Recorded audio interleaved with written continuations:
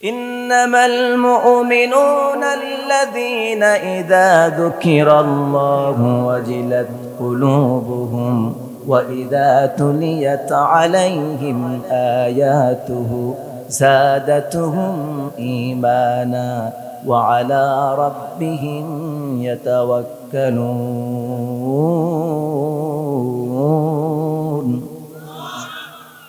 الله رب العالمين বলেন নিশ্চয় যারা কোরআনের কথাগুলি শোনে ইন্নামাল মুমিনুনা আল্লাযীনা ইযা যুকিরাল্লাহু ওয়াজিলাত কুলুবুহুম আল্লাহ বলছেন যখন তা মুমিনদের সামনে তারাই তো প্রকৃতপক্ষের মুমিন নিশ্চয়ই তারাই হলো মুমিন যাদের সামনে আল্লাহর বরকতের কথা বললে আল্লাহর জিকিরের কথা বললে আল্লাহর মহত্বের কথা বললে তাওহীদের কথা তাদের সামনে বললে পরে তারা তখন কোরআনের কথা শোনার সাথে সাথে তেলাওয়াত শোনার সাথে সাথে তাদের ঈমানটা বাড়তে থাকে আর যখন ঈমান বাড়তে থাকে ওয়াজিলাত কুলুবুহুম তাদের হৃদয়ের মধ্যে প্রকম্পন সৃষ্টি হয়ে যায় তার হৃদয়ের মধ্যে কম্পন সৃষ্টি হয়ে যায় তার হৃদয়টা বিগলিত হতে থাকে ওয়াজিলাত কুলুবুহুম তাদের হৃদয়টা প্রকম্পিত হতে থাকে হৃদয়টা বিগলিত হতে থাকে শুধু তাই না এমন কি শুনতে শুনতে এক পর্যায়ে তাদের ঈমানটা বেড়ে যেতে থাকে বাড়তে বাড়তে তাদের ঈমান এমন পর্যায়ে চলে যায় তখন দেশের কোনো দলের উপর আর ভরসা করে না কোনো ব্যক্তির উপরে ভরসা করে না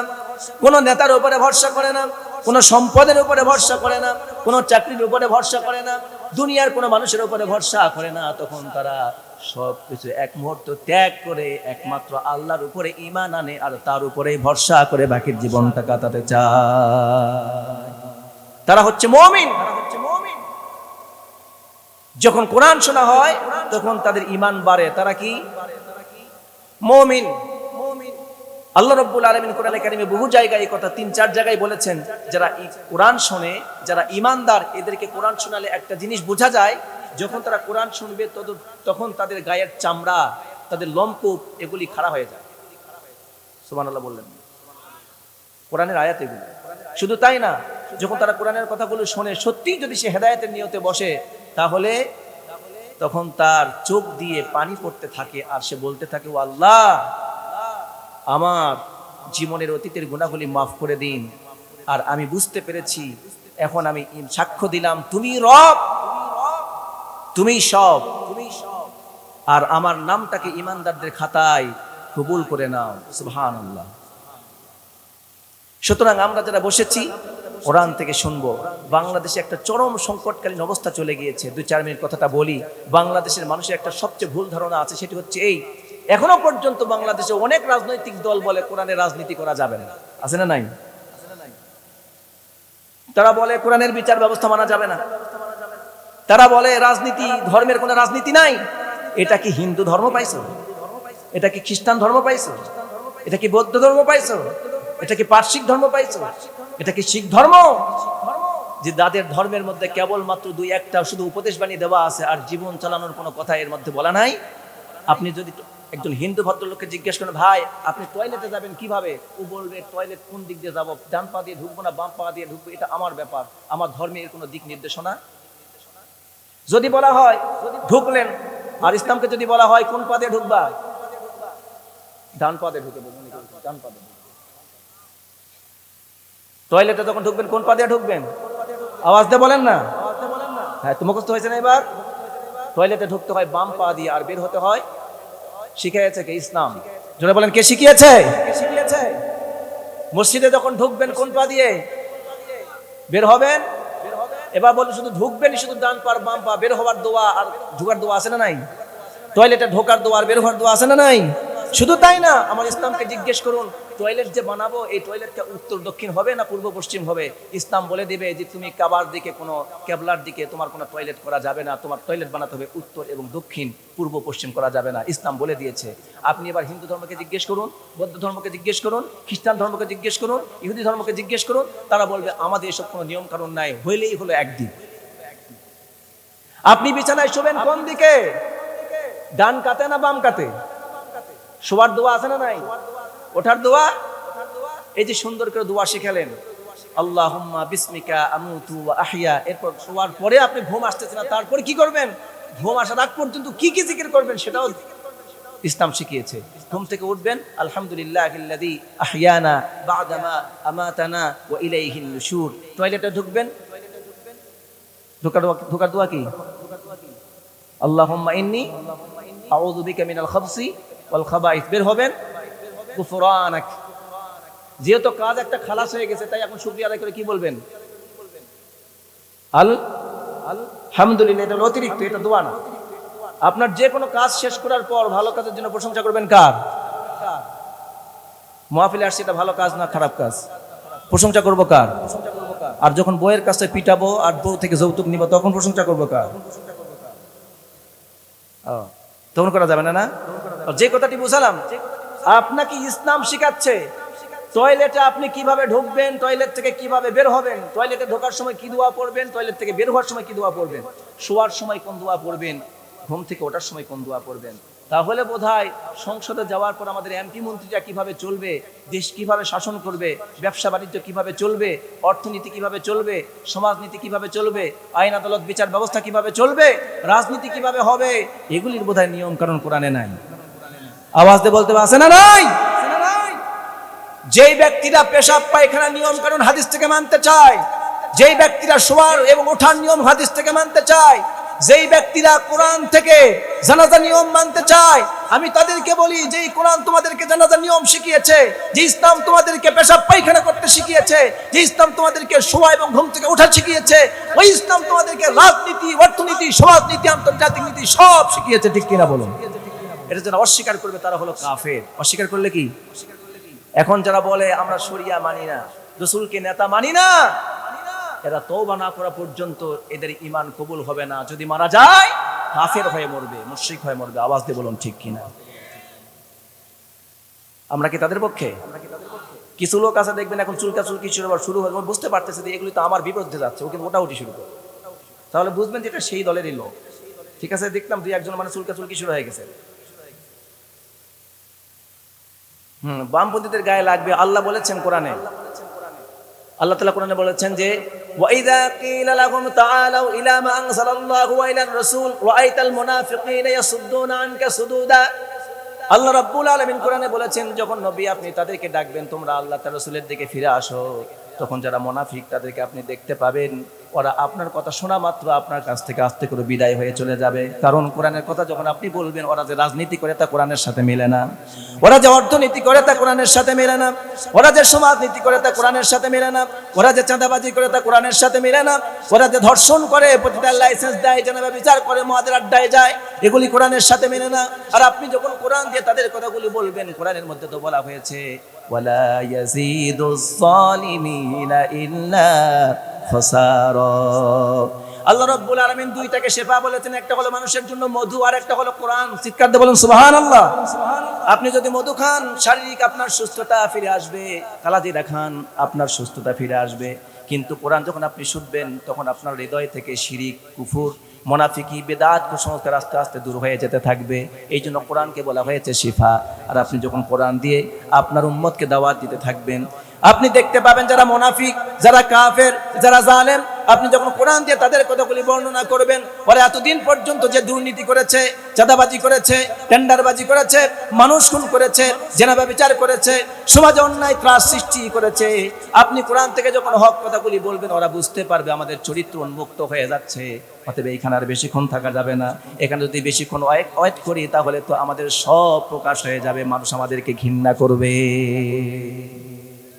এদের চিন্তা সংশোধন না, এদের চিন্তা আমরা যেখানেই যাবো আমাদের সব পাপগুলি গোপন করা হোক। মদিনার মুনাফিকরা একই কথাই বলতো, না জানি আল্লাহ কখন আয়াত নাযিল করে আল্লাহ রাসূলকে বলে দেয় যে আমরা মুনাফিক। কথা সত্য না মিথ্যা? তাহলে এখন এই সমাজে এরকম মুনাফিক আছে না নাই?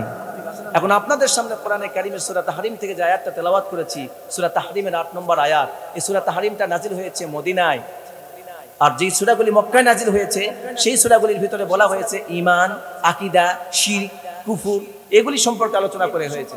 আর যে আলোচনাটা মদিনায় নাযিল হয়েছে কোরআন, সেই সূরাগুলির ভিতরে বলা হয়েছে মাসলা মাসাইল, সমাজের নিয়ম কানুন কিভাবে চলবেন, পরিবার, সমাজ, রাষ্ট্র কিভাবে চলবে, এই নিয়ম কানুনগুলি বলা হয়েছে মদিনায়। আর যে সূরাটি আপনাদের সামনে তেলাওয়াত করেছি, সেই সূরাটার নাম হলো তাহরিম। এই তাহরিম সূরার 8 নম্বর আয়াত তেলাওয়াত করেছি। এখানে আল্লাহ তাআলা আমাদেরকে তওবার দিকে আহ্বান জানিয়েছেন। কোন দিকে?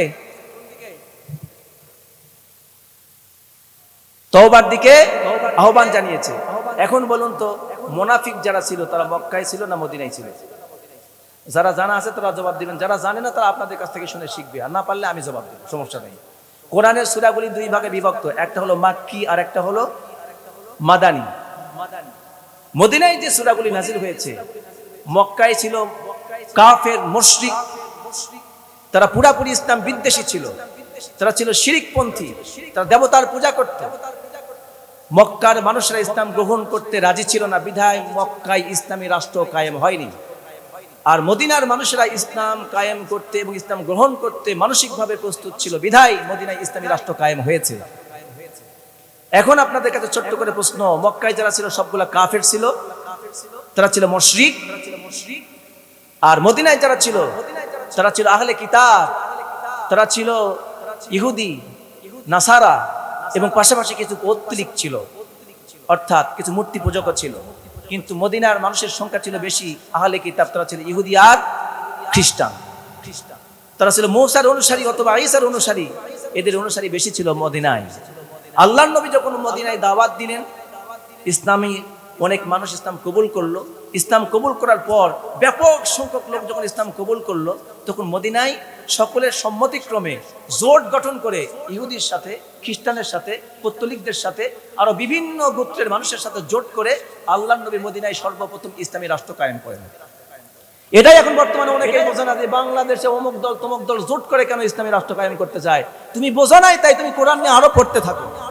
তুমি শুধু কোরআনের হাদিসের মধ্যে ডুবে থাকো না, তুমি কোরআন পড়ো, হাদিস পড়ো, পাশাপাশি ইসলামের ইতিহাস, রাজনীতি নিয়ে চর্চা করো, তাহলে তোমার মাথার মধ্যে ঢুকবে যে ইসলামী রাষ্ট্র কেমনে কায়েম হয়েছিল। বাংলাদেশেও যারা চায় যে মুসলমানরা ইসলামী রাষ্ট্র কায়েম করবে, এই ইসলামী রাষ্ট্র টিকবে না। এখানে ইসলামী রাষ্ট্র কায়েম করতে হলে এই দেশের যত হিন্দু আছে, বৌদ্ধ আছে, খ্রিস্টান আছে, সবাইকে সাথে নিয়ে তাদের অধিকার তাদের কাছে, আর ইসলামের অধিকার সবার উপরে। ঠিক কিনা বলুন? ঠিক কিনা বলুন? এটা যখন কায়েম হবে তখন ইসলামী রাষ্ট্র কায়েম হবে। যখন আল্লাহর নবী মদিনায় আসলেন, মদিনার বেশিরভাগ মানুষ ছিল মুনাফিক। যারা বলুন কি ছিল? মুনাফিক। তার মানে এটা আবার ভাববেন না তাহলে মুসলমান ছিল না, না, মুসলমান তো অবশ্যই বেশি ছিল, কিন্তু মক্কায় কোনো মুনাফিক ছিল না, মদিনায় ছিল মুনাফিক। ইসলাম কবুল করার পর আল্লাহর নবী মুহাম্মদুর রাসূলুল্লাহ সাল্লাল্লাহু আলাইহি ওয়াসাল্লাম মদিনায় যখন দাওয়াত দিচ্ছেন, একটার পর একটা যুদ্ধ হচ্ছে, তখন আপনারা দেখতে পাচ্ছেন আব্দুল্লাহ বিন উবাই বিন সুলুল, নাম শুনছেন না? উহুদের যুদ্ধ থেকে কয়জন সাহাবী নিয়ে পালায় গিয়েছিল? কতজন? 300 জন। তার মানে মদিনায় মানুষদেরকে আল্লাহ তাআলা তওবার কথা বলে এটা বোঝাচ্ছেন, ও নবী, এখন তোমার ডানে বামে যত মানুষ আছে, মুসলিম আছে, পাশাপাশি অনেক মুনাফিক আছে, যারা জিনার সাথে জড়িত, নেশার সাথে জড়িত, যারা ইসলাম বিদ্বেষীর সাথে জড়িত, অনেক মানুষ আছে যারা ইমানদার বটে কিন্তু এখনো ভুল ত্রুটি করেই যাচ্ছে নিজের অজান্তে। অতএব আপনি তাদেরকে তওবার দাওয়াত দিন। এরা যদি এই ভুল ত্রুটি করতেই থাকে, এদের ঠিকানা হবে জাহান্নাম। আর জাহান্নাম থেকে বাঁচার জন্য আপনি তাদেরকে জান্নাতের সুসংবাদ দেওয়ার জন্য আপনি তাদেরকে তওবার দাওয়াত দেন। বলুন সুবহান। এখন আপনারা বলুন তো, আমাদের জীবনে পাপ আছে না নাই? গুনাহ আছে না নাই? তো আমাদের জীবনেও তওবা করার দরকার আছে না নাই? এখন তওবা, এই সূরাটার মধ্যে বেশ কয়েকটি বিষয় আছে। এই সূরার প্রথমে যে বিষয়টা দেওয়া হয়েছে সেটা হচ্ছে স্বামী আর স্ত্রীর মাঝে একটা দায়িত্ব সম্পর্কে বলা হয়েছে। এই কথাটা বলার পরে তওবার প্রসঙ্গে চলে আসব। এখান থেকে তওবার প্রসঙ্গটা আসতেছে। দেখুন, আল্লাহর নবী মুহাম্মদুর রাসূলুল্লাহ সাল্লাল্লাহু আলাইহি ওয়াসাল্লাম, তার স্ত্রী ছিল কতজন? 11 জন। কিন্তু একজন স্ত্রী মক্কায় ইন্তেকাল করেছেন। তার নাম কি? খাদিজাতুল কুবরা রাদিয়াল্লাহু তাআলা আনহা। মক্কা থেকে হিজরত করে যখন মদিনায় আসলেন, আসার পর মসজিদে নববীর সামনে পাশে আল্লাহর নবীর সকল স্ত্রীদের বাড়ি ছিল সিরিয়াল, 1 2 3 4 5 6 এভাবে 9টা 10টা বাড়ি একসঙ্গে কি ছিল? সিরিয়ালে ছিল। আল্লাহর নবীর বউ ছিল একটা না একাধিক? এরকম আপনাদের যারা একাধিক বউ আছে তাদের প্রতি আচ্ছা, না থাকলে করেন, সমস্যা নাই। যদি যোগ্যতা থাকে, হিম্মত থাকে, আপনি করেন। আল্লাহ করার তৌফিক দিক, দোয়া করি, বলেন আমিন। যত মেয়ে পার্কে যায় ডেটিং করে, যত মেয়ে হোটেলে ডেটিং করে, রুম ডেট, বেড ডেট, বয় বয়ফ্রেন্ড ডেট করে, ওগুলি করার চাইতে যদি আপনি হালালভাবে বৈধতা দিয়ে স্ত্রীর মর্যাদা দিয়ে যদি 3টা ঘরে 3 স্ত্রীকে রাখতে পারেন, এটা বেশি ভালো কিনা? গুনাহ থেকে বাঁচলো, জাহান্নাম থেকে রক্ষা পেল, স্বামীর খেদমতের মাধ্যমে, আল্লাহর ইবাদতের মাধ্যমে জিনা থেকে বেঁচে যাওয়ার কারণে আল্লাহর জান্নাত পর্যন্ত চলে গেল। ঠিক কিনা বলুন? আল্লাহর নবী মুহাম্মদুর রাসূলুল্লাহ সাল্লাল্লাহু আলাইহি ওয়াসাল্লাম প্রত্যেকদিন আসরের নামাজ পড়ার পর প্রত্যেক বিবির খবর নিতেন। মসজিদে নববীর পাশে 9টা বাজে সিরিয়ালে ছিল আল্লাহর নবী, 9 জন স্ত্রীর ঘর ছিল। আসরের নামাজ পড়লেন, স্ত্রী ঘরে গিয়ে তিনি খবর নিতেন কোন স্ত্রী কেমন আছে। তবে অবশ্যই এর মধ্যে একটা বিষয় বোঝার আছে, স্ত্রী যদি একাধিক হয় তাহলে তার মধ্যে কোন রাতে কার কাছে থাকবেন তার পালা আগের থেকে নির্ধারিত করে দিতে হবে। প্রথম স্ত্রী থাকলে আপনি তাকে বলবেন তোমার জন্য মাসের প্রথম সপ্তাহ, দ্বিতীয় স্ত্রী তার জন্য মাসের দ্বিতীয় সপ্তাহ, তৃতীয় স্ত্রী তার জন্য মাসের তৃতীয় সপ্তাহ, চতুর্থ স্ত্রী তার জন্য মাসের চতুর্থ সপ্তাহ। এভাবে 1 সপ্তাহ করে আপনি ভাগ করে দিতে পারেন, অথবা প্রত্যেকের জন্য একদিন করে ভাগ করে দিতে পারেন রাতের পালা। কিন্তু আপনি প্রত্যেক স্ত্রীকে একই দিনে সবার খবর নিতে পারবেন, কিন্তু রাতের বেলা একজনের কাছে কাটাতে হবে আর খবর নিতে পারবেন সবার। বুঝাতে পারলাম? আল্লাহর নবী মুহাম্মদুর রাসূলুল্লাহ সাল্লাল্লাহু আলাইহি ওয়াসাল্লাম এখনো তার 9 জন স্ত্রীদের বাড়ি গেলেন, ঘরে ঘরে খবর নিলেন। হযরত জাইনাব বিনতে জাহাশ রাদিয়াল্লাহু তাআলা আনহা তার ঘরের মধ্যে তিনি গেলেন, সব স্ত্রীর খবর নিতেন, কিন্তু সর্বপ্রথম গেলেন জাইনাব বিনতে জাহাশের ঘরে। ঘরে যাওয়ার পর সেই দিনের পালা ছিল জাইনাব বিনতে জাহাশের। সর্বপ্রথম তার ঘরে গেলেন, খবর নিলেন। জাইনাব বিনতে জাহাশ তার গোত্র থেকে কিছু মধু পেয়েছিল, আল্লাহর নবীকে মধু পান করালেন, যার কারণে জাইনাবের ঘরে একটু দেরি হয়ে গেল। আল্লাহর নবী এবার ঘর থেকে একটু বের হলেন, বাইরে এসে দেখলেন হযরত আয়েশা সিদ্দিকা রাদিয়াল্লাহু তাআলা আনহা, হযরত হাফসা রাদিয়াল্লাহু তাআলা আনহা, একজন হলো ওমরের মেয়ে আর একজন হলো আবু বকরের মেয়ে, দুইজনই পৃথিবীর শ্রেষ্ঠ সাহাবী। চিৎকার দিয়ে বলুন মারহাবা। ওমরের দাম কম না বেশি? আবু বকরের দাম অনেক দাম। হযরত আবু বকরের মেয়ে আয়েশা সিদ্দিকা রাদিয়াল্লাহু তাআলা আনহা, তিনি তার সতীন হাফসা রাদিয়াল্লাহু তাআলা আনহাকে বলছেন, শোনো, আল্লাহর নবীকে আমরা সবাই চাই সে আমার কাছে একটু বেশি সময় দেখ, তুমিও চাও আমার কাছে বেশি সময় দেখ, কিন্তু আজকে দেখলাম আল্লাহর নবী জাইনাব বিনতে জাহাশের ঘরে গিয়ে বেশি সময় কাটাচ্ছেন, আমাদের খোঁজ খবর নিতে পারছেন না। অতএব আল্লাহর নবীকে আমি বুঝতে পেরেছি জাইনাব বিনতে জাহাশ তার গোত্রের কাছ থেকে কিছু মধু পেয়েছে, এই মধু নবীকে পান করাচ্ছেন, যার কারণে নবী তো মধুপ্রেমী, মধু বেশি ভালোবাসেন। আল্লাহর নবীর কয়েকটা খাবার বেশি প্রিয় ছিল, তার মধ্যে একটা ছিল মধু, তার মধ্যে ছিল খেজুর, তার মধ্যে ছিল আনার, তার মধ্যে কিছু ছিল লাউ, এরকম অনেক জাতীয় খাবার নবীর পছন্দ ছিলেন। আর একটা 3টা জিনিস নবীর পছন্দ ছিলেন, একটা ছিল তার সুগন্ধি, একটা ছিল স্ত্রী, আর একটা ছিল নামাজ। চিৎকার দিয়ে বলুন সুবহানাল্লাহ। এই জন্য আপনার স্ত্রীদেরকে ভালোবাসবেন, মাঝে মধ্যে গিয়ে বলবেন I love you so much. এটা করা পারবেন না, পরের বউ দেখে খুব ভালো লাগে, সামনে দিয়ে যদি কেউ যায় তাহলে ওটা খুব ভালো লাগে, খুব সুন্দরী, রূপসী, প্রিয়সী, অপরূপা, হ্যাঁ, পরে না চোখের পলক, ও মরে যাবে, কিন্তু নিজের বউকে গিয়ে বলতে পারবে না আই লাভ ইউ। এই কথা, এটা বলতে শরম পায়, কিন্তু বর্তমান মডার্ন যুগের ছেলেরা অন্যের মেয়েকে বলতে আই লাভ ইউ বলতে ভালোবাসে। নিজের বোনকে বলতে পারে না ভালো মতো, নিজের স্ত্রী, নিজের মাকে বলতে পারে না ভালোভাবে, নিজের বাবাকে আই লাভ ইউ বলতে পারে না, কিন্তু অন্যের মেয়ের ঠিকই একটা আই লাভ ইউ দেওয়ার জন্য 1 মাস 30 দিন ইতিমের মতো দরজা গিয়ে দাঁড়ায় থাকে। ঠিক কিনা বলুন? ঠিক কিনা বলুন? কিন্তু আমাদেরকে ভালোবাসতে হবে আল্লাহকে, তার নবীকে, তার রাসূলকে, কোরআনকে, ইসলামকে। ঠিক কিনা বলুন? আমাদেরকে ভালোবাসতে হবে আমাদের বাবাকে, আমাদের মাকে। আল্লাহ রাব্বুল আলামিন এই জন্য কোরআনে কারিমে বলেছেন, তুমি যদি রাসূলকে ভালো না বাসো তাহলে তোমার ঈমান পূর্ণ হবে না। তুমি যদি আল্লাহর পর তোমার মা বাপকে ভালোবাসতে না পারো তাহলে তুমি প্রকৃতপক্ষের মুসলমান না, আল্লাহর বান্দা না। এই কথা বলেছেন কে? ওয়াকাযা রাব্বুকা আল্লা তা'বুদু ইল্লা ইয়্যাহু ওয়া বিল ওয়ালিদাইনি ইহসানা ইম্মা ইয়াবলুগান্না ইনদাকাল কিবরা আহাদুহুমা আও কিলাহুমা ফালা তাকুল লাহুমা উফফিন ওয়া লা তানহারহুমা وَقُل لَّهُمَا قَوْلًا كَرِيمًا। চিৎকার দেবেন আল্লাহু আকবার। ওগো মা, তুমি এই ধরনের শ্রেষ্ঠ নিয়ামত, তোমারই পদতলে রয়েছে জান্নাত। ঠিক কিনা বলুন?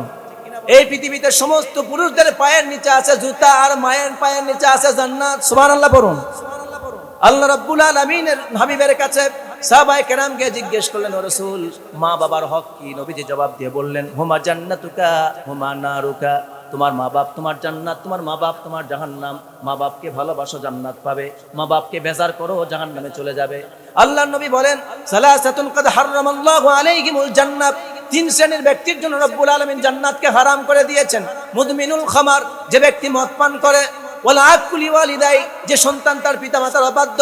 ওয়াদাইসুল্লাযী ইউকিররু ফি আহলিহিল খাবাস, আর ওই বেহায়া নারী, যেই নারী, যেই মেয়ে, যেই বউ, যেই মা, যেই বোন তার মা বাবার কথার অবাধ্য হয়ে বাড়িতে অবাধে চলাফেরা করে, পরপুরুষের সাথে দেখা সাক্ষাৎ করে, হোম ডেটে যায়, বেড ডেটে যায়, রুম ডেটে যায়, পার্ক ডেটে যায়, উদ্যান ডেটে যায়, পরপুরুষের সাথে ঘোরাফেরা করে। মা বাবা নিষেধ করে না, যাত্রায় যায়, সিনেমায় যায়, কত জায়গায় ঘুরে। মা বাবা তার একবার নামাজের কথা বলে না, পর্দার কথা বলে না, নিজের লজ্জাস্থানের হেফাজতের কথা বলে না।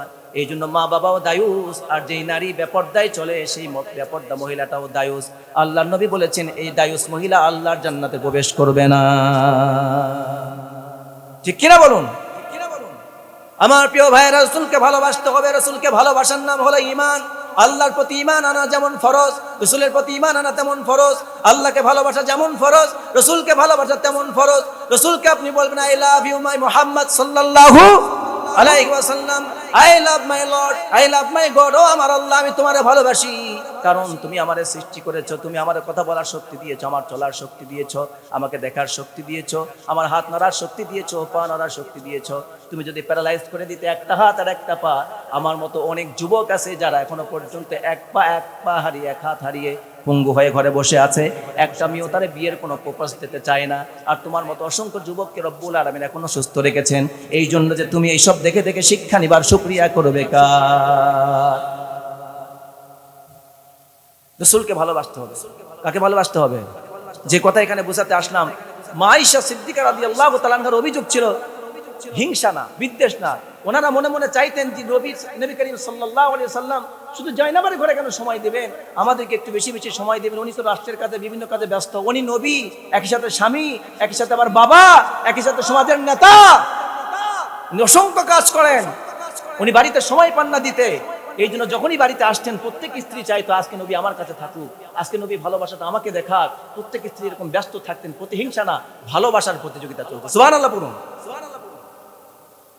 মা আয়েশা বললেন, হাফসা, নবী যেহেতু জয়নাবের ঘরে আছে, নবী কিছুক্ষণের মধ্যে ঘর থেকে বের হবেন।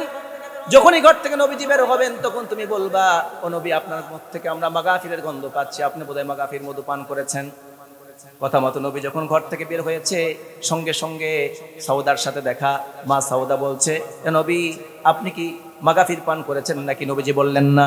হাফসার সাথে দেখা, হাফসা বলছেন, মা আয়েশা তো আমাকে আগেই শিখাই দিয়েছেন। আয়েশা বলেছেন আমারে, আমি যেন নবীকে দেখতে পেলেই বলি আপনার মুখ থেকে মাগাফিরের গন্ধ আসছে।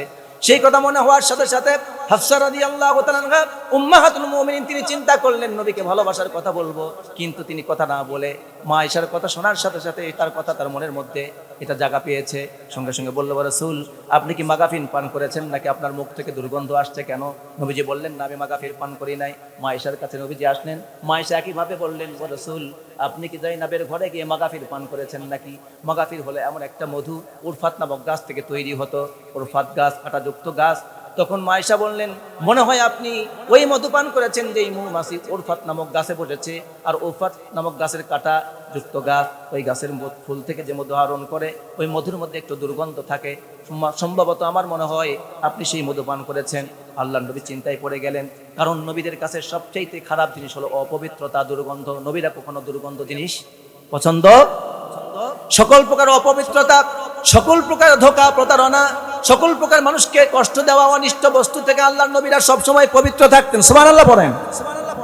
নবীজি এই জন্য কখনো অনেক দামি দামি খাবার খেয়েছেন, কিন্তু কখনো পেঁয়াজ তিনি খান নাই, রসুন তিনি খান নাই। এই জন্য যে মানুষ কষ্ট পাবে, সাহাবীরা কষ্ট পাবে, আমার উম্মত কষ্ট পাবে, ফেরেশতারা কষ্ট পাবে, এই জন্য নবী কখনো পেঁয়াজ খেতেন না, রসুন খেতেন না। আজকে বর্তমান দেখা যায় অনেক মানুষ বিড়ি খেয়ে মসজিদে আসে, মুখ দিয়ে দুর্গন্ধ পাওয়া যায়। আছে না নাই? নবীজি সঙ্গে সঙ্গে শুনলেন আর বললেন, ও আয়েশা, আমি তো মাগাফির পান করি নাই। ও হাফসা, আমি তো মাগাফির পান করিনি। ও সাউদা, আমি তো মাগাফির পান করিনি। তো আপনি কি পান করেছেন? নবীজি বললেন, আমি মধু পান করেছি, যদিও তোমরা আমার মুখ থেকে দুর্গন্ধ পাচ্ছ। আল্লাহর নবী একজন স্ত্রীকে ডাক দিয়ে, গোপনে ডাক দিয়ে বললেন, হাফসা শোনো, আমি তোমার কাছে একটা কথা বলতে চাই। হাফসা বললেন, বলুন, কি বলতে চান? যদি তোমরা জেনেই গেছো আমি যে মধু পান করেছি তার মধ্যে দুর্গন্ধ আছে, খবরদার, জৈনব তো আমারে ভালোবেসে খাইয়েছে। কি করে খাইয়েছে? ভালোবেসে খাইয়েছে। যেহেতু আমাকে সে ভালোবেসে আদর করে যত্ন করে খাইয়েছে, এখন তোমরা যদি এটা বলো তো জয়নাব তো কষ্ট পাবে, আমার এক স্ত্রী কষ্ট পাবে, জয়নাব কষ্ট পাবে। অতএব আমার স্ত্রী হাফসা, আমি তোমার একটা কথা বলতে চাই, গোপন আমানত রাখবা কথাটা, সেটা হলো এই। হাফসা বললেন, কি বলুন? তোমরা যে আমার মুখ থেকে মাগাফিরের দুর্গন্ধ পেয়েছো, খবরদার এই কথাটা আর অন্য কাউরে বলবা না, জয়নাব যেন জানতে না পারে, কারণ জয়নব তো আমারে ভালোবেসে খাইয়েছে। সে যদি জানে আমার মুখ থেকে দুর্গন্ধ আসতেছে তাহলে জয়নব তো কষ্ট পাবে, নবীকে আমি কষ্ট দিয়েছি। অতএব খবরদার, তুমি এই কথাটা জয়নবের কাছে বলবা না। কিন্তু ভাই হাফসা রাদিয়াল্লাহু তাআলা আনহা এই কথাটা ভিতরে গোপন রাখতে পারলেন না। সঙ্গে সঙ্গে হাফসা রাদিয়াল্লাহু তাআলা আনহা আরেকজন স্ত্রীকে গিয়ে বললেন, তুমি কি জানো? কারণ ওদেরকে বলছে গোপন করতে, আর আরেকজন কি ওদের মনের মধ্যে সুরসুরি দেয়। মেয়েরা দেখবেন যদি দুইজন এক জায়গায় হয়, তোরটা কেমন আর মোরটা কেমন, যদি এরকম শুরু হয়, কথা আছে না এরকমের। আল্লাহর নবী মুহাম্মদুর রাসূলুল্লাহ সাল্লাল্লাহু আলাইহি ওয়াসাল্লাম তিনি নিষেধ করে দিলেন, কিন্তু তারপর হাফসা একজন থেকে আরেকজন, আরেকজন থেকে আরেকজন, এইভাবে সবাই জেনে গেলেন। আল্লাহর নবীকে সঙ্গে সঙ্গে রব্বুল আলামিন আয়াত নাজিল করে জানায় দিলেন, ও নবী, তুমি যে কথাটা গোপন করতে বলেছিলে সেই কথাটা তোমার স্ত্রী রাখতে পারে না, আর একজনকে বলে দিয়েছে। অতএব আপনি তাদেরকে বলুন তারা যেন তওবা করে নেয়। ইন তাতুবা ইলাল্লাহি ফাকাদ সাগাত কুলুবুকুমা ওয়া ইন তাযাহারা আলাইহি। আল্লাহর নবী তাদেরকে বললেন, তোমরা যে করেছো যা, তোমরা এখন এটার জন্য তওবা করো। যদি তওবা করো তাহলে আল্লাহ মাফ করে দিবেন। আল্লাহ ক্ষমাশীল, দয়ালু, তিনি সবকিছু জানেন। হাফসার সঙ্গে সঙ্গে বললেন, আল্লাহর রাসূল, আপনি যে আমার কথাটা বলছেন গোপন রাখতে, আমি তো আর কাউরে বলি নাই, কিন্তু আপনারে খবর দিল কে? যারে বলার তাদেরকে বলছি, যাদেরকে বলছি তারা প্রত্যেকেই আমানতদার। পৃথিবীর শ্রেষ্ঠ আমানতদার ছিলেন আমার প্রিয় নবীর স্ত্রীগণ, ঠিক কিনা বলুন?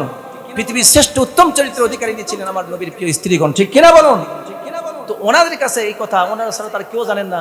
এখন উল্টা প্রশ্ন আছে, ইয়া রাসূল, আপনারে কে বলবে? রাসূলুল্লাহ সাল্লাল্লাহু আলাইহি ওয়াসাল্লাম বলছেন, তুমি জানো না? আমারে কে খবর দেয়? আমারে তিনি খবর দিয়েছেন, যিনি আলিমুল গায়ব। তিনি কে? যিনি সবকিছু জানেন, তিনি আমারে খবর দিয়েছেন। আর তোমরা তওবা করে নাও। আর একটা কথা শুনে রাখো, যদি তোমরা তওবা না করে এরকম করে কানাকানি করতে থাকো আর নবীর বিরুদ্ধে যদি চলে যেতে থাকো, নবীর মান সম্মানের ক্ষতি করতে থাকো, তাহলে তোমরা জেনে রাখো নবীকে তোমরা কখনো অপমান করতে পারবা না। কারণ নবীর বন্ধু হলো স্বয়ং আল্লাহ, নবীর বন্ধু হলো ইব্রাহিম, সমস্ত ফেরেশতাগণ, আর নবীর বন্ধু হলো সমস্ত মুমিনগণ। জোরে বলুন সুবহানাল্লাহ। আল্লাহ তার ফেরেশতা, দুনিয়ার সমস্ত মুমিনগণ হলেন নবীর বন্ধু, ঠিক কিনা বলুন? সবাই হলো নবীর খাদেম, সবাই নবীকে সেবা করে, ভালোবাসে। অতএব তারা তওবা করলেন। এইখানে আল্লাহর নবী মুহাম্মদুর রাসূলুল্লাহ সাল্লাল্লাহু আলাইহি ওয়াসাল্লাম তিনি যেই বললেন, যখন তারা বলেছেন, আপনি কি মাগাফির পান করেছেন, আপনার মুখ থেকে দুর্গন্ধ আসছে, তখন আল্লাহর নবী বলেছিলেন, আমি আর মধু পান করব না, আমি কসম করছি আল্লাহর নামে আর কখনো মধু পান করব না। তখন আল্লাহ তাআলা এই সূরার প্রথম আয়াত নাজিল করে জানিয়ে দিলেন, কি আল্লাহ পাক বলছেন, ইয়া আইয়ুহান নাবিয়্যু লিমা তুহাররিমু মা আহাল্লাল্লাহু লাকা তাবতাগী মারদাতা আসওয়াজিক ওয়াল্লাহু গফুরুর রহিম। আল্লাহ বললেন, ও নবী, আপনাকে আমি যে বিষয়টা হালাল করে দিয়েছি, মধু পান করা হালাল না হারাম? মধু খাওয়া হালাল না হারাম?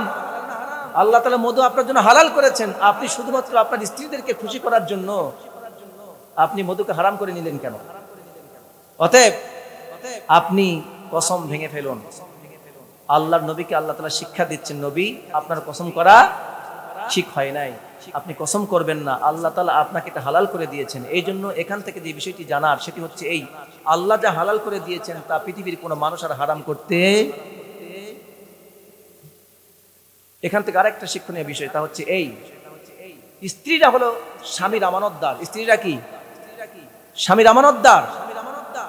রাসূলুল্লাহ সাল্লাল্লাহু আলাইহি সাল্লাম বলেছেন, আল মারআতু ইযা সাল্লাত খামসাহা ওয়া সামাত শাহরাহা ওয়া আহসানাত ফারজাহা ওয়া আতাআত বালাহা। নবীজি বলেছেন, কোন স্ত্রী যদি, কোন মহিলা যদি 4টা কাজ সুন্দর করে করে, তাহলে আল্লাহর নবী বলেছেন জান্নাতের 8টি দরজার যে কোনো দরজা দিয়ে সে আল্লাহর জান্নাতে প্রবেশ করবে। এক নম্বর হলো আল মারআতু ইযা সাল্লাত খামসাহা, 5 ওয়াক্ত নামাজ সুন্দর করে আদায় করবে। 2, রমজান মাসের রোজা, সিয়াম, ফরজ সিয়াম সুন্দরভাবে হক আদায় করে। 3, সে তার লজ্জাস্থানের হেফাজত করবে। 4, স্বামীর আনুগত্য করবে, অর্থাৎ স্বামী যা বলবে তার সে যদি ন্যায়সঙ্গত হয় তা মেনে নেবে। সুবহানাল্লাহ বলুন। এই 4টা কাজ যদি কোনো নারী করে পৃথিবীর, আল্লাহর নবী বলেছেন তার ঠিকানা কোথায়? আওয়াজ দিয়ে বলুন, তার ঠিকানা কোথায়? আপনারা কি চান আমাদের বউরা জান্নাতে যাক? আপনারা চান তো নাকি? চান না কারা কারা? সবাই চান। সবাই চায় আমাদের স্ত্রীরা জান্নাতে যাক। এই জন্য আপনাকে আমাকে সেই স্ত্রীকে সেই সুযোগটা করে দিতে হবে, ঠিক কিনা বলুন? আল্লাহর নবী মুহাম্মদুর রাসূলুল্লাহ সাল্লাল্লাহু আলাইহি ওয়াসাল্লাম তিনি তার স্ত্রীদেরকে বললেন, বলার পর তিনি যখন মধুকে হারাম করে নিলেন, রব্বুল আলামিন বললেন আপনি তো হারাম করতে পারেন না, আপনি এটাকে হালাল করে ফেলুন। আল্লাহর নবী সঙ্গে সঙ্গে কসম ভেঙে দিলেন। এবার আপনারা শুনুন, আল্লাহর নবী মুহাম্মদুর রাসূলুল্লাহ সাল্লাল্লাহু আলাইহি ওয়াসাল্লাম তার স্ত্রী হাফসাকে বলেছিলেন তোমরা এই কথাটা গোপন রাখবা, কিন্তু সে তার কথা গোপন রাখতে পারে নাই, বলে দিয়েছিল। এই জন্য আল্লাহর নবী তাকে এই কথার উপর রাগ করে আল্লাহর নবী স্ত্রীদেরকে বর্জন করেছিলেন। দীর্ঘ অনেক দিন পর্যন্ত বিছানা আলাদা করে ফেলেছিলেন, বিছানা আলাদা করলেন। একটা জিনিস এখান থেকে জেনে রাখবেন, স্ত্রী হলো স্বামীর আমানতদার।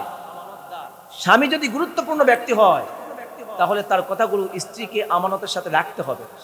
সে কথা যদি গুরুত্বপূর্ণ হয়, এটা সংরক্ষণের দায়িত্ব স্ত্রীর। সংরক্ষণের দায়িত্ব কার? স্ত্রীর। এখন ধরেন আপনি একটা সমাজের নেতা, আপনি অনেক গুরুত্বপূর্ণ কথা সমাজের মানুষ জানলে সমস্যা হবে, কিন্তু আপনার স্ত্রীকে বলেছেন আমি বিপদে পড়লি বা যাই করি না কেন এই কথাটা তুমি গোপন রাখবা, যখন প্রয়োজন তখন বলবা, এর আগে বলবা না। আর এই কথা যদি সে সংরক্ষণ করতে না পারে তাহলে ওই স্বামীর বিপদ আছে না নাই? বিপদ আছে না নাই? আল্লাহর নবী মুহাম্মদুর রাসূলুল্লাহ সাল্লাল্লাহু আলাইহি সাল্লাম তিনি আল্লাহর পক্ষ থেকে প্রেরিত রাসূল, পাশাপাশি সমাজের নেতা, অনেক মহান মর্যাদার অধিকারী। তিনি তার স্ত্রীকে একটা কথা গোপন করতে বলেছেন, ওই একটা কথা গোপন করতে পারে নাই। এই জন্য আল্লাহ তাআলা নবীর স্ত্রীকে তিরস্কার করেছেন। এখন আপনি চিন্তা করুন যে আপনার আমার স্ত্রী কত কথা মানুষের কাছে বলে বেড়ায়, আছে না নাই? এগুলিকে আমাদের স্ত্রীদেরকে বাদ দিতে হবে। যদি না বাদ দেন তাহলে আপনি কান খুলে শুনে রাখুন আমার প্রিয় মা বোনেরা, আল্লাহ রাব্বুল আলামিন নবীর স্ত্রীকেও ধমক দিতে ছাড়েন নাই। অসংখ্য ইবাদতের ভিতর থেকে একটি মাত্র কথা শুধুমাত্র দুনিয়ার কাউকে বলে নাই, স্ত্রীদের সাথে শুধুমাত্র শেয়ার করেছেন। তবে বিদ্বেষের সাথে না, ভালোবাসার সাথে একে অপরের মজা করেছেন। এইভাবে বলেছেন, দেখো আল্লাহর নবীকে আমরা এমন কথা বলছি মধু পর্যন্ত হারাম হয়ে গেছে। এইভাবে তারা ভালোবাসার সাথে বলেছে, তবু আল্লাহ রাব্বুল আলামিন বরদাস্ত করেন নাই। আর আপনি, আমি, আপনার আমার মতো কত মা বোন আছে যারা স্বামীর অসংখ্য কথা অন্য স্ত্রীদের কাছে বলে বেড়ায়, আছে না নাই? নবীজি বলেছেন স্পষ্ট কথা, যে স্ত্রী তার স্বামীর কথা অন্যের কাছে বলে বেড়াবে, নিজের বাসস্থানের কথা, সহবাসের কথা, মিলনের কথা, স্বামী স্ত্রীর মধ্যে গভীর সম্পর্কের কথা কিংবা গোপন কথা যদি অন্য স্ত্রীর কাছে বলে বেড়ায়, আল্লাহর নবী বলেছেন তার ঠিকানা হলো জাহান্নাম। তার ঠিকানা কোথায়? জাহান্নাম। অথবা আমার স্ত্রীদেরকে বলবো, যারা কোরআনের কথাগুলি শুনছেন, খবরদার স্বামীর কথা অন্যকে বলবেন না, আবার অন্য মহিলাদের কথা স্বামীর কাছে গল্প করবেন না। এটাও রাসূলের হাদিস। স্বামী যেন স্ত্রীর সামনে এসে অনেক সুন্দর সুপুরুষ, হ্যান্ডসাম বডি, এইরকম সেই রকম দেখতে, এগুলো যেন স্বামী তার বউকে না বলে। আবার বউ হয়তো দেখছে অনেক জায়গায় অনেক সুন্দরী একটা মহিলা, সেও এসে যেন স্বামীকে না বলে, কারণ এই দুইজনের কথোপকথনের মাধ্যমেই একে অপরকে শয়তান ধোঁকা দিয়ে অন্যের প্রতি আসক্ত করে ফেলে। কথা বোঝাতে পারছি? তাহলে এগুলি বলা যাবে? বলা যাবে। এগুলি হলো গুনার কাজ। আল্লাহ তাআলা এই গুনাহগুলি বোঝাচ্ছেন। এই সূরার মধ্যে আরেকটা বিষয় তুলে ধরেছেন, তা হচ্ছে এইটা একটা কথা বললাম, আরেকটা কথা আল্লাহ রাব্বুল আলামিন কোরআনের মধ্যে এই সূরার মধ্যে বলেছেন, তা হচ্ছে আমাদের এই সমাজে মুনাফিক আছে না নাই? মুনাফিক আছে।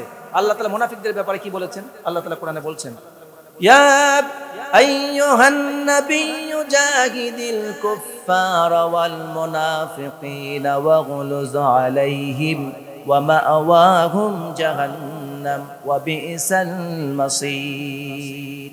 আল্লাহ তাআলা কোরআনে কারিমে বলেছেন সূরাটির ভেতরে, তোমরা মুনাফিকদের সাথে কাফেরদের সাথে লড়াই করো, মুনাফিকদের বিরুদ্ধে আর কাফেরদের বিরুদ্ধে লড়াই করো, তাদের ঠিকানা হলো জাহান্নাম, সেটা কতই না নিকৃষ্ট জায়গা। এখন আপনি প্রশ্ন করতে পারেন, হুজুর কাফেরদের সাথে আমরা লড়াই করতে পারি তরবারি দিয়ে, মেশিন গান দিয়ে, অস্ত্র দিয়ে, বুলেট দিয়ে, বোমা দিয়ে, কিন্তু আমাদের সমাজে তো কাফেরদের সাথে আমাদের কোনো দ্বন্দ্ব নাই, আমাদের দ্বন্দ্ব তো মুনাফিকদের সাথে। মুনাফিকদের সাথে আমরা কিভাবে লড়াই করব, যুদ্ধ করব, জিহাদ করব? মুফাসসিরিনে কেরাম তাফসীর ইবনে কাসিরের মধ্যে বলেছেন, তোমরা মুনাফিকদের সাথে ওইভাবে লড়াই করো, একটা হলো তাদের সাথে সম্পর্কটা কঠিন করে দাও, মুনাফিকদের সাথে ভালোভাবে মিশো না, তাদের সঙ্গে সুসম্পর্ক রেখো না, তাদের সাথে কঠোর আচরণ করো। আর 2 নম্বর, মুনাফিক যেই রাষ্ট্রে বসবাস করবে, ওই রাষ্ট্র যদি ইসলামী রাষ্ট্র হয়, তাহলে ইসলামী রাষ্ট্রের সরকার যেন মুনাফিকদেরকে আইন দিয়ে কঠিনভাবে বিচার করে।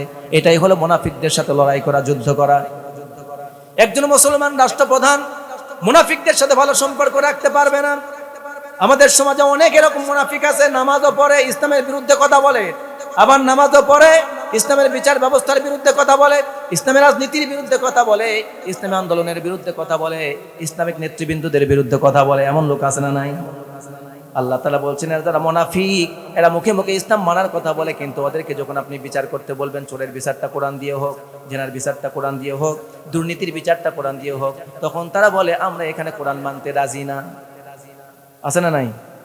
এই সমাজে এমন নেতা পাওয়া গেছে যারা বলছে শরিয়ত আমরা মানি না। তাহলে এখন বলুন তো, আপনাদের ভাষায় বলুন, এটা কি মুমিন আছে না মুনাফিক? মুমিন আছে না মুনাফিক? কিন্তু নিজেকে মুসলমান বলে দাবি করে। এই দেশের আরেক নেতা, তাকে মানুষ পাগলা বলে উপাধি দিয়েছে অলরেডি, এখন আমি নাম নিতে চাই না, সে আবার বলতেছে রাসূলুল্লাহকে আমরা নেতা বলে মানি। এই দেশেই আছে বর্তমানে যারা বিভিন্ন রকমের রং মেখে ঢং সেটে ক্ষমতায় দেওয়ার চিন্তা ভাবনা করতেছে, আগামী তো মনে ক্ষমতায় গিয়েই গেছে, চলেই গেছে, এরকমের যারা চিন্তা ভাবনা করতেছে, তাদের মাঝেই একজন নেতা আছে, তারা বলছে রাসূলুল্লাহকে নেতা মানি। নাউযুবিল্লাহ, আসতে বলেন। এখন বলেন এটা মুমিন না মুনাফিক? এখন আপনার আমার আচরণটা তার সাথে কি হওয়া দরকার? কোরআনের ভাষা অনুযায়ী তার সাথে আমার আচরণ কেমন হবে? আল্লাহ তাআলা কোরআনে স্পষ্ট জানালেন, ইয়া আইয়ুহাল্লাযীনা আমানু জাহিদুল কুফফার ওয়াল মুনাফিকিনা ওয়াগলুযু আলাইহিম জাহান্নাম। আল্লাহ রাব্বুল আলামিন কোরআনে বলছেন যে তোমরা মুনাফিক এবং কাফেরদের বিরুদ্ধে লড়াই করো। কিভাবে লড়াই করবেন? আচরণের মাধ্যমে। মুনাফিকদের সাথে সম্পর্ক ভালো হবে না, তার সাথে নরম নরম কথা হবে না, তার সাথে গরম গরম কথা হবে। কি হবে? গরম গরম কথা হবে। সে যা চাইবে তা করা যাবে না, কারণ আপনার সরলতার সুযোগ নিয়ে সে আপনাকে ইসলামের বিরুদ্ধে কাজ করবে। ঠিক কি না বলুন?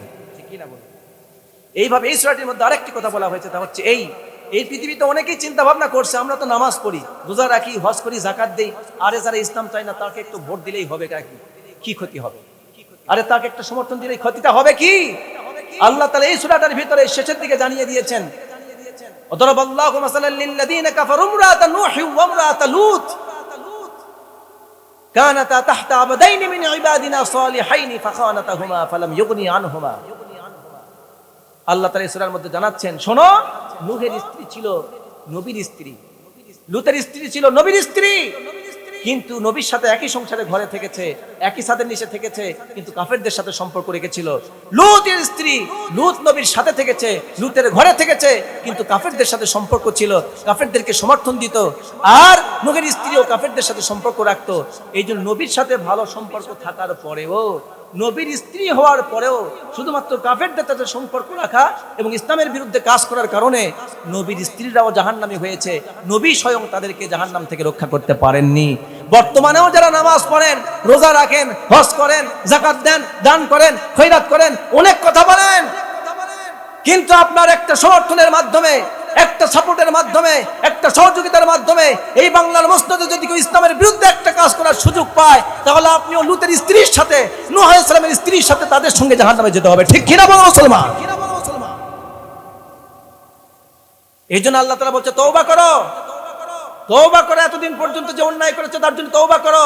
তোমরা মনে করেছো কাবার ইমামের সাথে ভালো সম্পর্ক, তাহলে জান্নাতে যাবা, আর কাজগুলো ইসলামের বিরুদ্ধে করবা।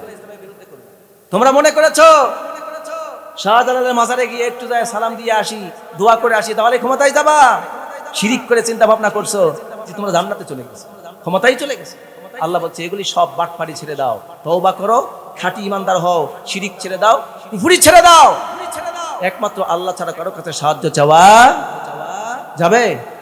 তাহলে যে কথাটি বোঝাতে চাইলাম, কথাটা বুঝতেছেন আপনারা? তওবার কথা কেন বলতেছি আপনাদেরকে? অলরেডি তিনটা কথা, চারটা কথা আপনাদেরকে বলেছি। এক, মুনাফিকদের ঠিকানা জাহান্নাম, মুনাফিককে ছেড়ে দিতে হবে। কি ছেড়ে দিতে হবে? এই জন্য রব্বুল আলামিন এই সূরাটার ভিতরে কয়েকটা কথা বললেন। স্ত্রীরা যত বিপদগামী হয়, স্বামীও বিপদগামী হতে পারে, পরিবার বিপদগামী হয়ে যেতে পারে, দলের নেতা বিপদগামী হয়ে যেতে পারে, কর্মীরা বিপদগামী হয়ে যেতে পারে, মুনাফিক হয়ে যেতে পারে।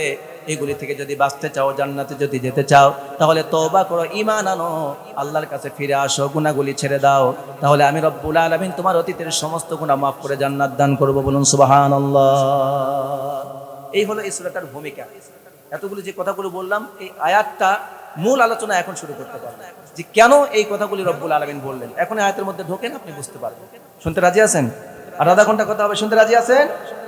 সকলে একটু জিকির করেন, সুবহানাল্লাহ ওয়ালহামদুলিল্লাহ লা ইলাহা ইল্লাল্লাহ, সুবহান ওয়ালহামদুলিল্লাহ লা ইলাহা ইল্লাল্লাহু মুহাম্মাদুর রাসূলুল্লাহ। পড়ুন সাল্লাল্লাহু আলাইহি ওয়াসাল্লাম। একবার সবাই একটা তাকবীর দেন, হাতটা তোলেন, দেরি করাবো না, একটা হাতটা তোলেন। এবারে এখান থেকে একজন লোক আর উঠতে পারবেন না। আধা ঘন্টা কথা হবে তওবার উপরে, একজন লোক উঠবো না। বলুন ইনশাআল্লাহ। হাতটা তোলেন, শেষ করি নাই, তাকবীর দিতে হবে। লিল্লাহি তাকবীর। আগে একটা স্লোগান শিখাইছি, কোরআন সুন্নাহর আলো। আর ঘরে ঘরে তো জ্বলছে 54 বছর, এবার কোথায় জ্বলবে? এটা পাল্টাতে হবে। ঘরে তো জ্বলবে, পাশাপাশি কোথায় জ্বলবে? সংসদে জ্বলবে। তাছাড়া কোরআন সুন্নাহর আলো জীবনে বাংলার জমিনে কায়েম হবে না।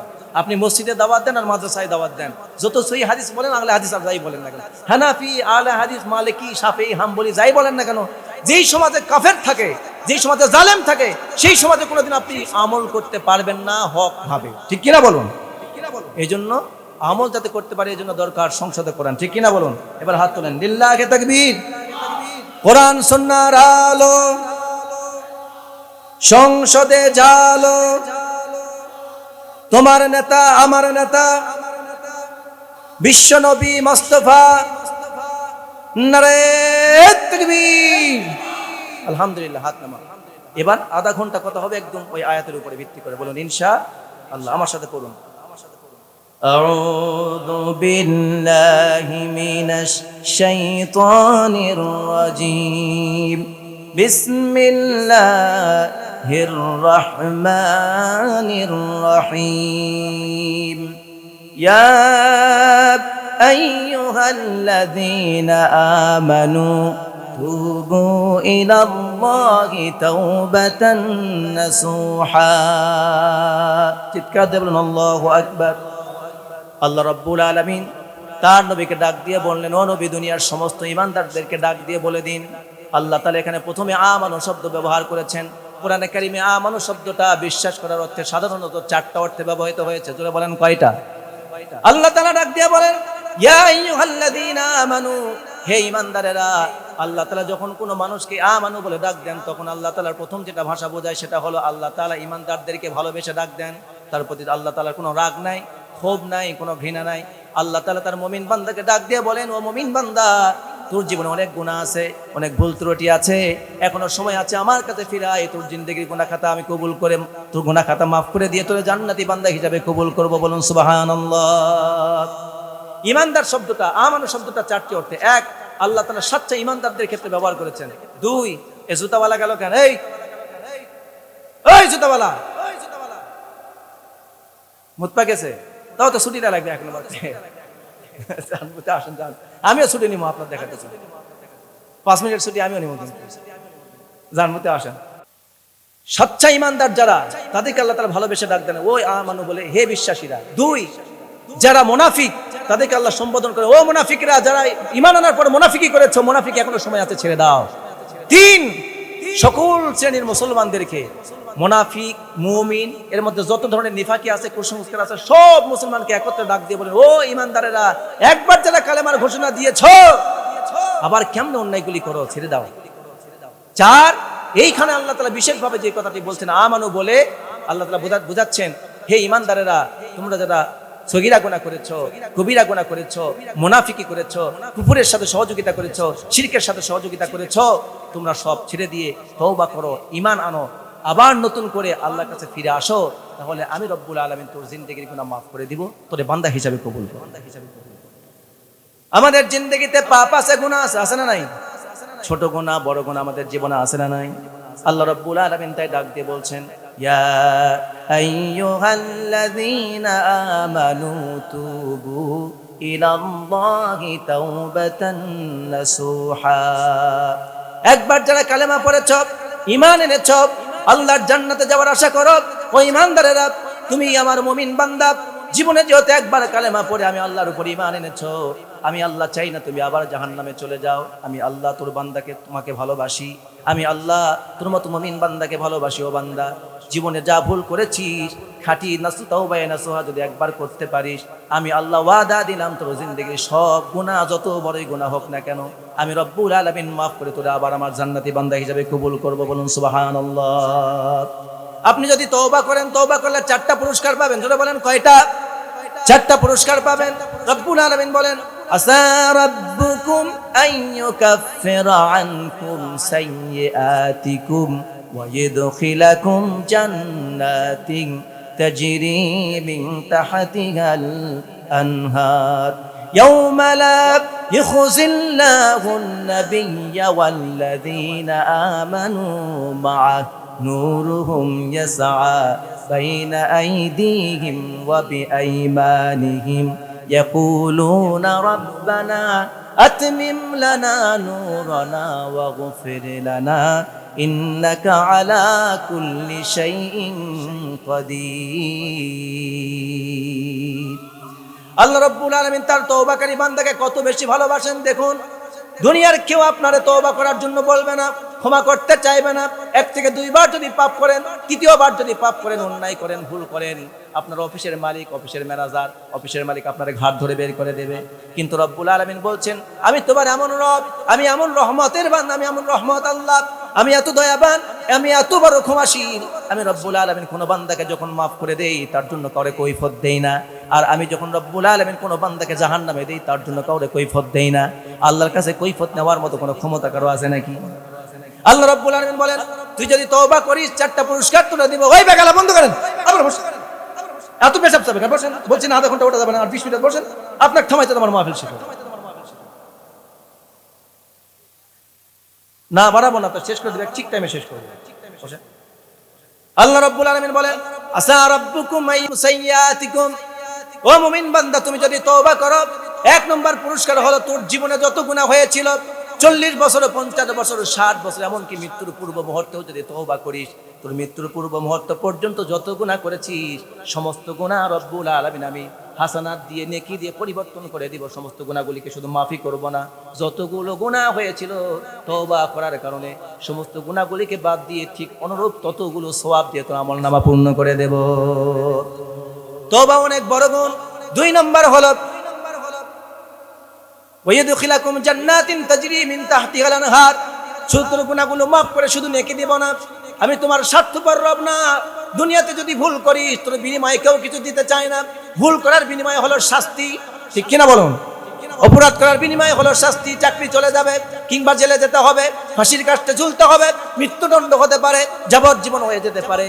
কিন্তু রব্বুল আলামিন বলছেন, না বান্দা, তুই তো জাহান্নামে হয়ে গিয়েছিলি, কিন্তু যখন তুই তওবা করেছিস আমি রব্বুল আলামিন তখনই ওয়াদা দিয়েছি, তওবা করার সাথে সাথে তোর জিন্দেগির গুনাহগুলিকে আমি রব্বুল আলামিন নেকি দিয়ে পরিবর্তন করে শুধু দিব না, বরং তোরে এমন জান্নাত দান করব যেই জান্নাতের তলদেশ দিয়া মধুর ঝর্ণা, দুধের ঝর্ণা, শরাবের ঝর্ণা প্রবাহিত হবে।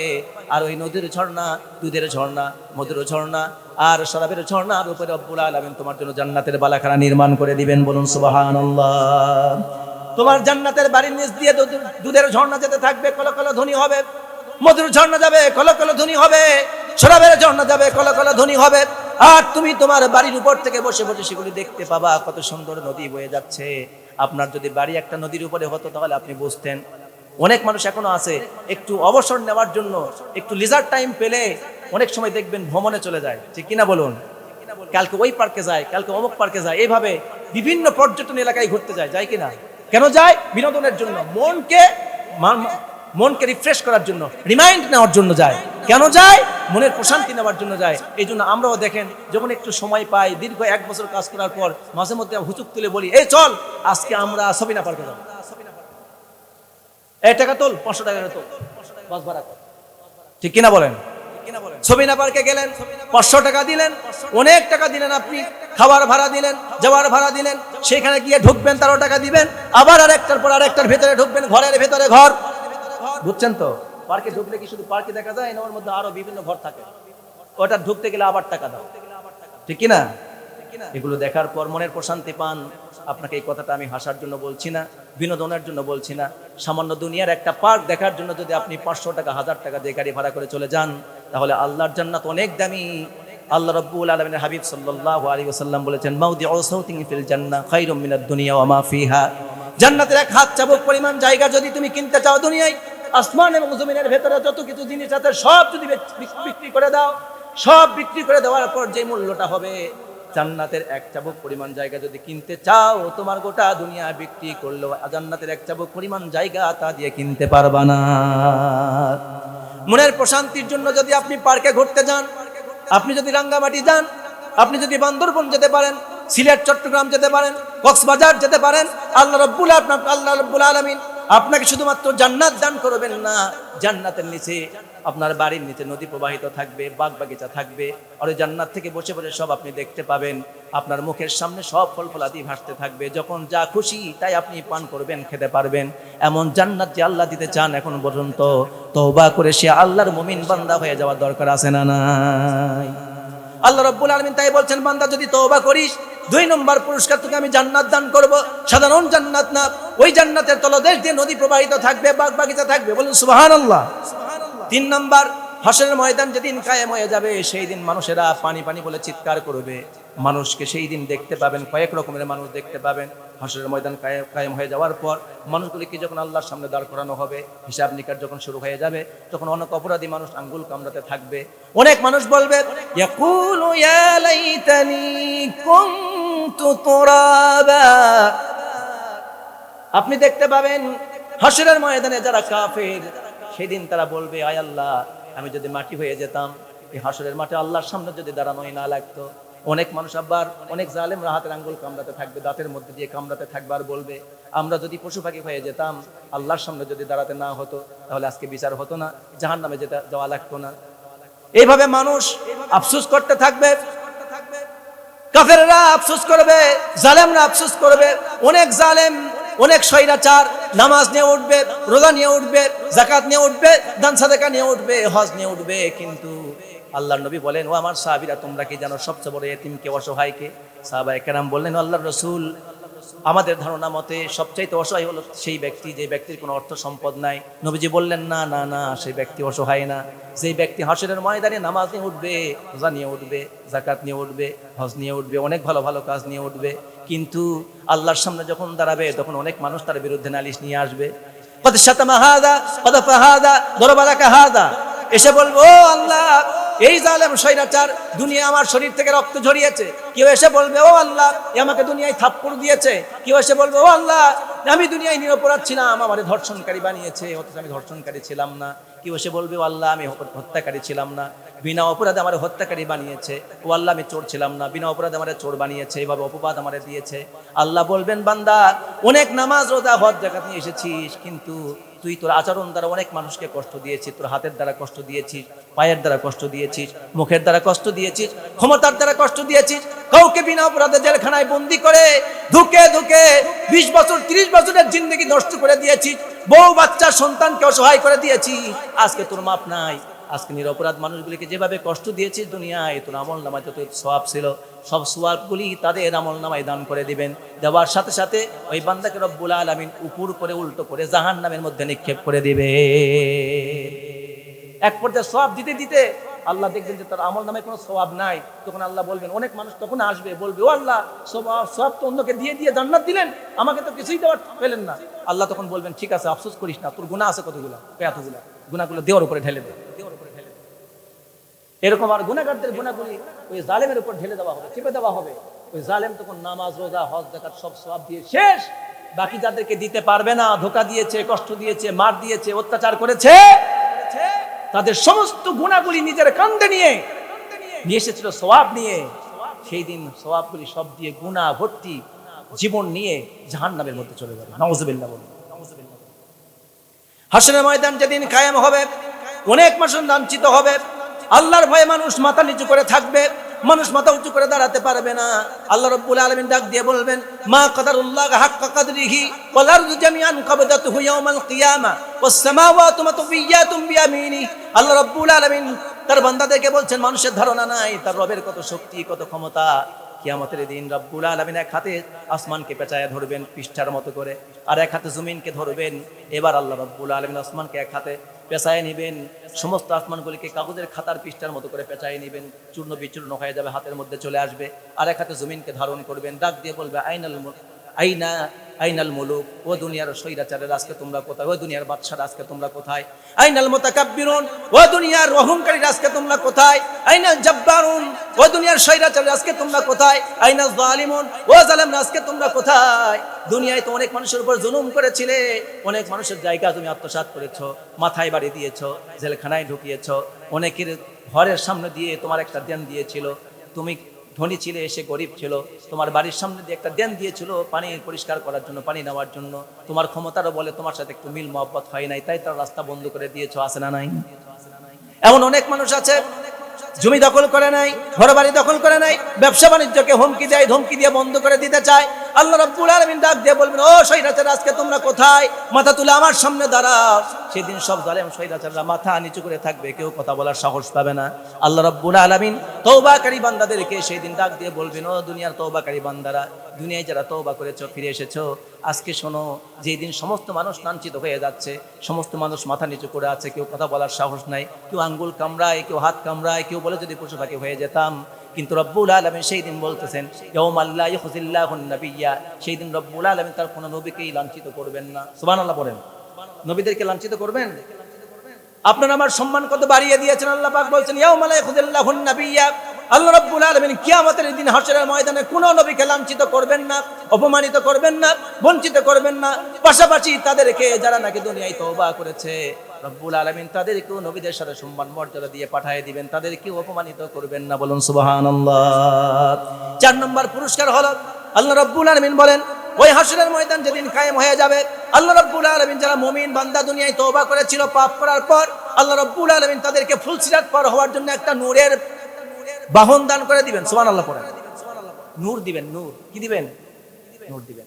এই কথাটা আল্লাহ তাআলা সূরার আরেক জায়গায় বলছেন, অন্য একটা সূরায় বলছেন, সূরা হাদীদের মধ্যে বলছেন এইভাবে, ইয়াউমা তারাল মুমিনিনা ওয়াল মুমিনাতি ইয়াসআ নূরুহুম বাইনা আইদিহিম ওয়া বিআইমানিহিম বুশরাকুমুল ইয়াউমা জান্নাতুন তাজরি মিন তাহতিহাল আনহার খালিদিনা ফিহা যালিকা হুয়াল ফাওজুল আযীম।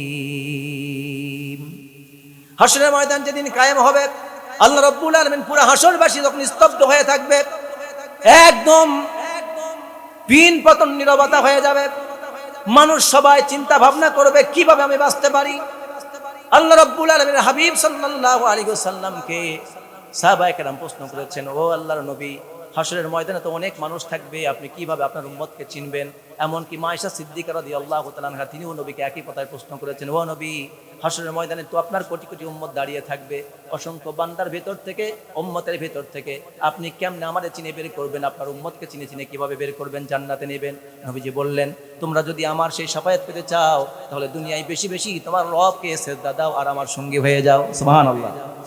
দুনিয়ায় যারা ওযু করেছে, নামাজ পড়েছে, এইভাবে যেন ওযু করেছে, নামাজ পড়েছে, পবিত্র থেকেছে, রব্বুল আলামিন তাদের প্রত্যেকটি অঙ্গ প্রত্যঙ্গ দিয়ে নূরের ঝলক বের করে দিবেন। আর আল্লাহর নবী হাশরের ময়দানে প্রত্যেকটি উম্মতকে যারা ঈমানদার মুমিন বান্দা, তওবাকারী বান্দা, আল্লাহ যারা খাঁটি বান্দা, তাদের নূরের ঝলক দেখে দেখে তাদেরকে জান্নাতি মেহমান হিসেবে বাছাই করে নেবেন। সুবহানাল্লাহ। সেই দিন অনেক মানুষ তার অঙ্গ প্রত্যঙ্গ থেকে নূর ঝরতে থাকবে। আল্লাহ রাব্বুল আলামিন তাই কোরআনে বলছেন, ইয়াউমা তারাল মুমিনিনা ওয়াল মুমিনাত ইয়াসআ নূরুহুম বাইনা আইদিহিম ওয়া বিআইমানিহিম।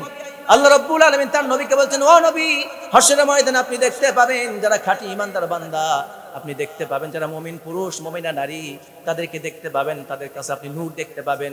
নূরুহুম বাইনা আইদিহিম ওয়া বিআইমানিহিম, তাদের নূর তাদের সামনে থেকে ডান দিকে দৌড়াতে থাকবে, ছোটাছুটি করতে থাকবে, সামনে থেকে ডান দিকে, আবার ডান থেকে সামনে, সামনে থেকে ডানে দৌড়াতে থাকবে। একবার সামনে যাবে, আবার ডানে আসবে, আবার ডান থেকে সামনে যাবে, যখন যেদিকে মন চাইবে সেই দিকে তারা নূর নিয়ে যেতে থাকবে। আল্লাহ রাব্বুল আলামিন তার নবীকে বলছেন, ও নবী, হাসরের ময়দানে তোমার উম্মতকে কেমনে চিনবা শোনো, তওবাকারী বান্দারে কেমনে চিনবা শোনো, মুমিন বান্দারে কেমনে চিনবা শোনো। হাসরের ময়দান যেদিন কায়েম হয়ে যাবে, যারা আমি আল্লাহর যারা বান্দা হবে, যারা তওবাকারী হবে, আমি রব্বুল আলামিন আমার মুমিন বান্দাদেরকে, মুমিনা নারীদেরকে নূর দান করব। সুবহানাল্লাহ বলেন। নূর দান করব, শুধু এটাই না, তাদেরকে জান্নাতের সুসংবাদ দান করব। আর এই জান্নাত হচ্ছে তাদের জন্য সবচেয়ে বড় সফলতা। আমরা এবার বলুন তো, সবাই কোথায় যেতে চায়? জান্নাতে না জাহান্নামে? যদি জান্নাতে যেতে চাই তাহলে আমাদের আজকের দিন শেষ দিন হতে পারে, আজকে যা পাপ হয়েছে ইতিপূর্বে সব আজকে তওবা করে বাড়ি যাব ইনশাআল্লাহ। আল্লাহ রাব্বুল আলামিন এই নূরটা দান করবেন কেমনে শুনুন। আল্লাহ রাব্বুল আলামিন নূর দান করবেন, একটা বিশাল ময়দান হবে, সেই ময়দানের মধ্যে রাব্বুল আলামিন তার মুমিন বান্দাদেরকে, মুমিনা নারীদেরকে ডাক দিয়ে নেবেন। ডাক দিয়ে নেওয়ার পর সেইখানে অনেক কাফের, মুশরিক, মুনাফিক, বেঈমানরাও চলে আসবে। আল্লাহ রাব্বুল আলামিন কাউকে নূর দিবেন তার পা থেকে মাথা পর্যন্ত, কাউকে নূর দিবেন তার ডান থেকে সামনে পর্যন্ত, কাউকে নূর দিবেন শুধু বৃদ্ধাঙ্গুলে জ্বলতে থাকবে, আবার কাউকে নূর দিবেন শুধু পায়ের তালায় জ্বলতে থাকবে। অর্থাৎ হাতের লাইট দিয়ে টর্চ লাইট দিয়ে যেমন চলেন, এরকম হাতের আঙ্গুলের টর্চ লাইট দিয়ে আপনি পথ চলতে পারবেন। আবার যাদের পায়ে দিবেন শুধু পায়ের টর্চ লাইট দিয়ে চলতে পারবেন। আবার আগার থেকে পা থেকে মাথা পর্যন্ত অনেককে নূর দিবেন, এই নূর দিয়ে সে আলোকিত হয়ে যাবে, নূর দেখে দেখে সে চলবে। আবার কারোর সামনে থেকে ডান দিকে চলতে থাকবে, এই নূর দেখে দেখে সে সামনে চলতে থাকবে। এবার সেইখানে ঘুটঘুটে অন্ধকারের মধ্যে আয়োজন করবেন। আয়োজন করার পর আল্লাহ রাব্বুল আলামিন নূর দান করবেন। নূর দান করার পর এবার মুনাফিক, মুশরিক, মুনাফিক, বেঈমান যারা ছিল সবাই নূর পাবে, ইমানদাররা তো নূর পাবে, এর পাশাপাশি তারাও নূর পাবে।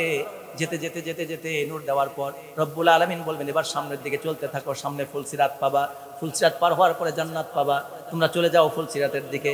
এবার সমস্ত মুমিন বান্দা, মুমিনা নারী ফুলসিরাতের দিকে দৌড় দিতে থাকবে।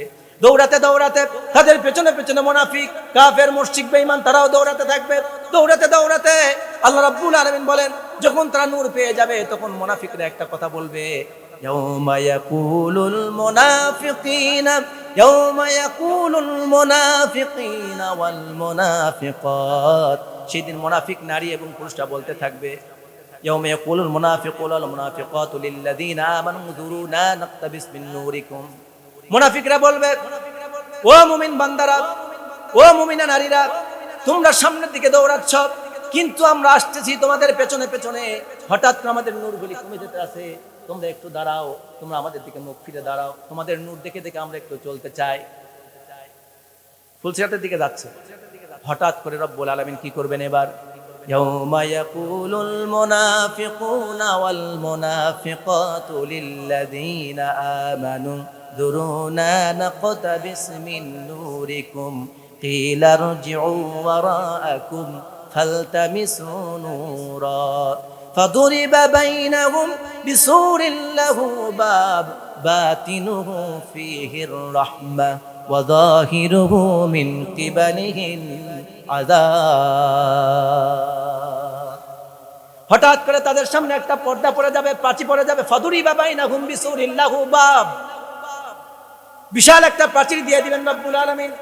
দুনিয়াতে তো মুনাফিকরাও মুমিনদের সাথে চলে, কাফেররাও চলে, কে যে মুনাফিক আর কে যে কাফের মসজিদে গেলে তো চেনা যায়, ঠিক কিনা বলুন? সবই তো মসজিদে ঢোকে, কে মুনাফিক কে কাফের আমরা বলতে পারি, কিন্তু মুনাফিক আছে না নাই মসজিদে? আল্লাহর নবী বলেছেন, শেষ জামানা এমন হবে, মসজিদগুলো লোক দিয়ে পূর্ণ হবে, মসজিদগুলো চাকচিক্য হবে, কিন্তু মসজিদের মধ্যে যত মুসল্লি আসবে তাদের একটা ঈমান থাকবে না, সব ঈমান শূন্য হয়ে যাবে, মুনাফিকের দিয়ে ভরা থাকবে মসজিদ। আজকের সমাজটা কিন্তু ঠিক সেই পর্যায়ে চলে গিয়েছে। মসজিদে নামাজ পায়, মসজিদে গিয়ে নামাজ পড়ে ব্যবসায় আছে ভেজাল দেয়, ঠিক কিনা বলেন? মসজিদে গিয়ে নামাজ পড়ে আবার খাবারে ভেজাল দেয়, মসজিদে গিয়ে নামাজ পড়ে কাপড়ের দাম 110 টাকা, আর যখন খরিদ্দার আসে কিনতে তখন বলে, ভাই এই মাত্র কিনে আনলাম, কত পরশুই কিনে আনছি, নতুন মাল কিনছি 150 টাকা দিয়ে, তুমি আমার পরিচিত লোক, যাও তোমার 160 টাকা দিয়ে দিলাম, 10 টাকা লাভ।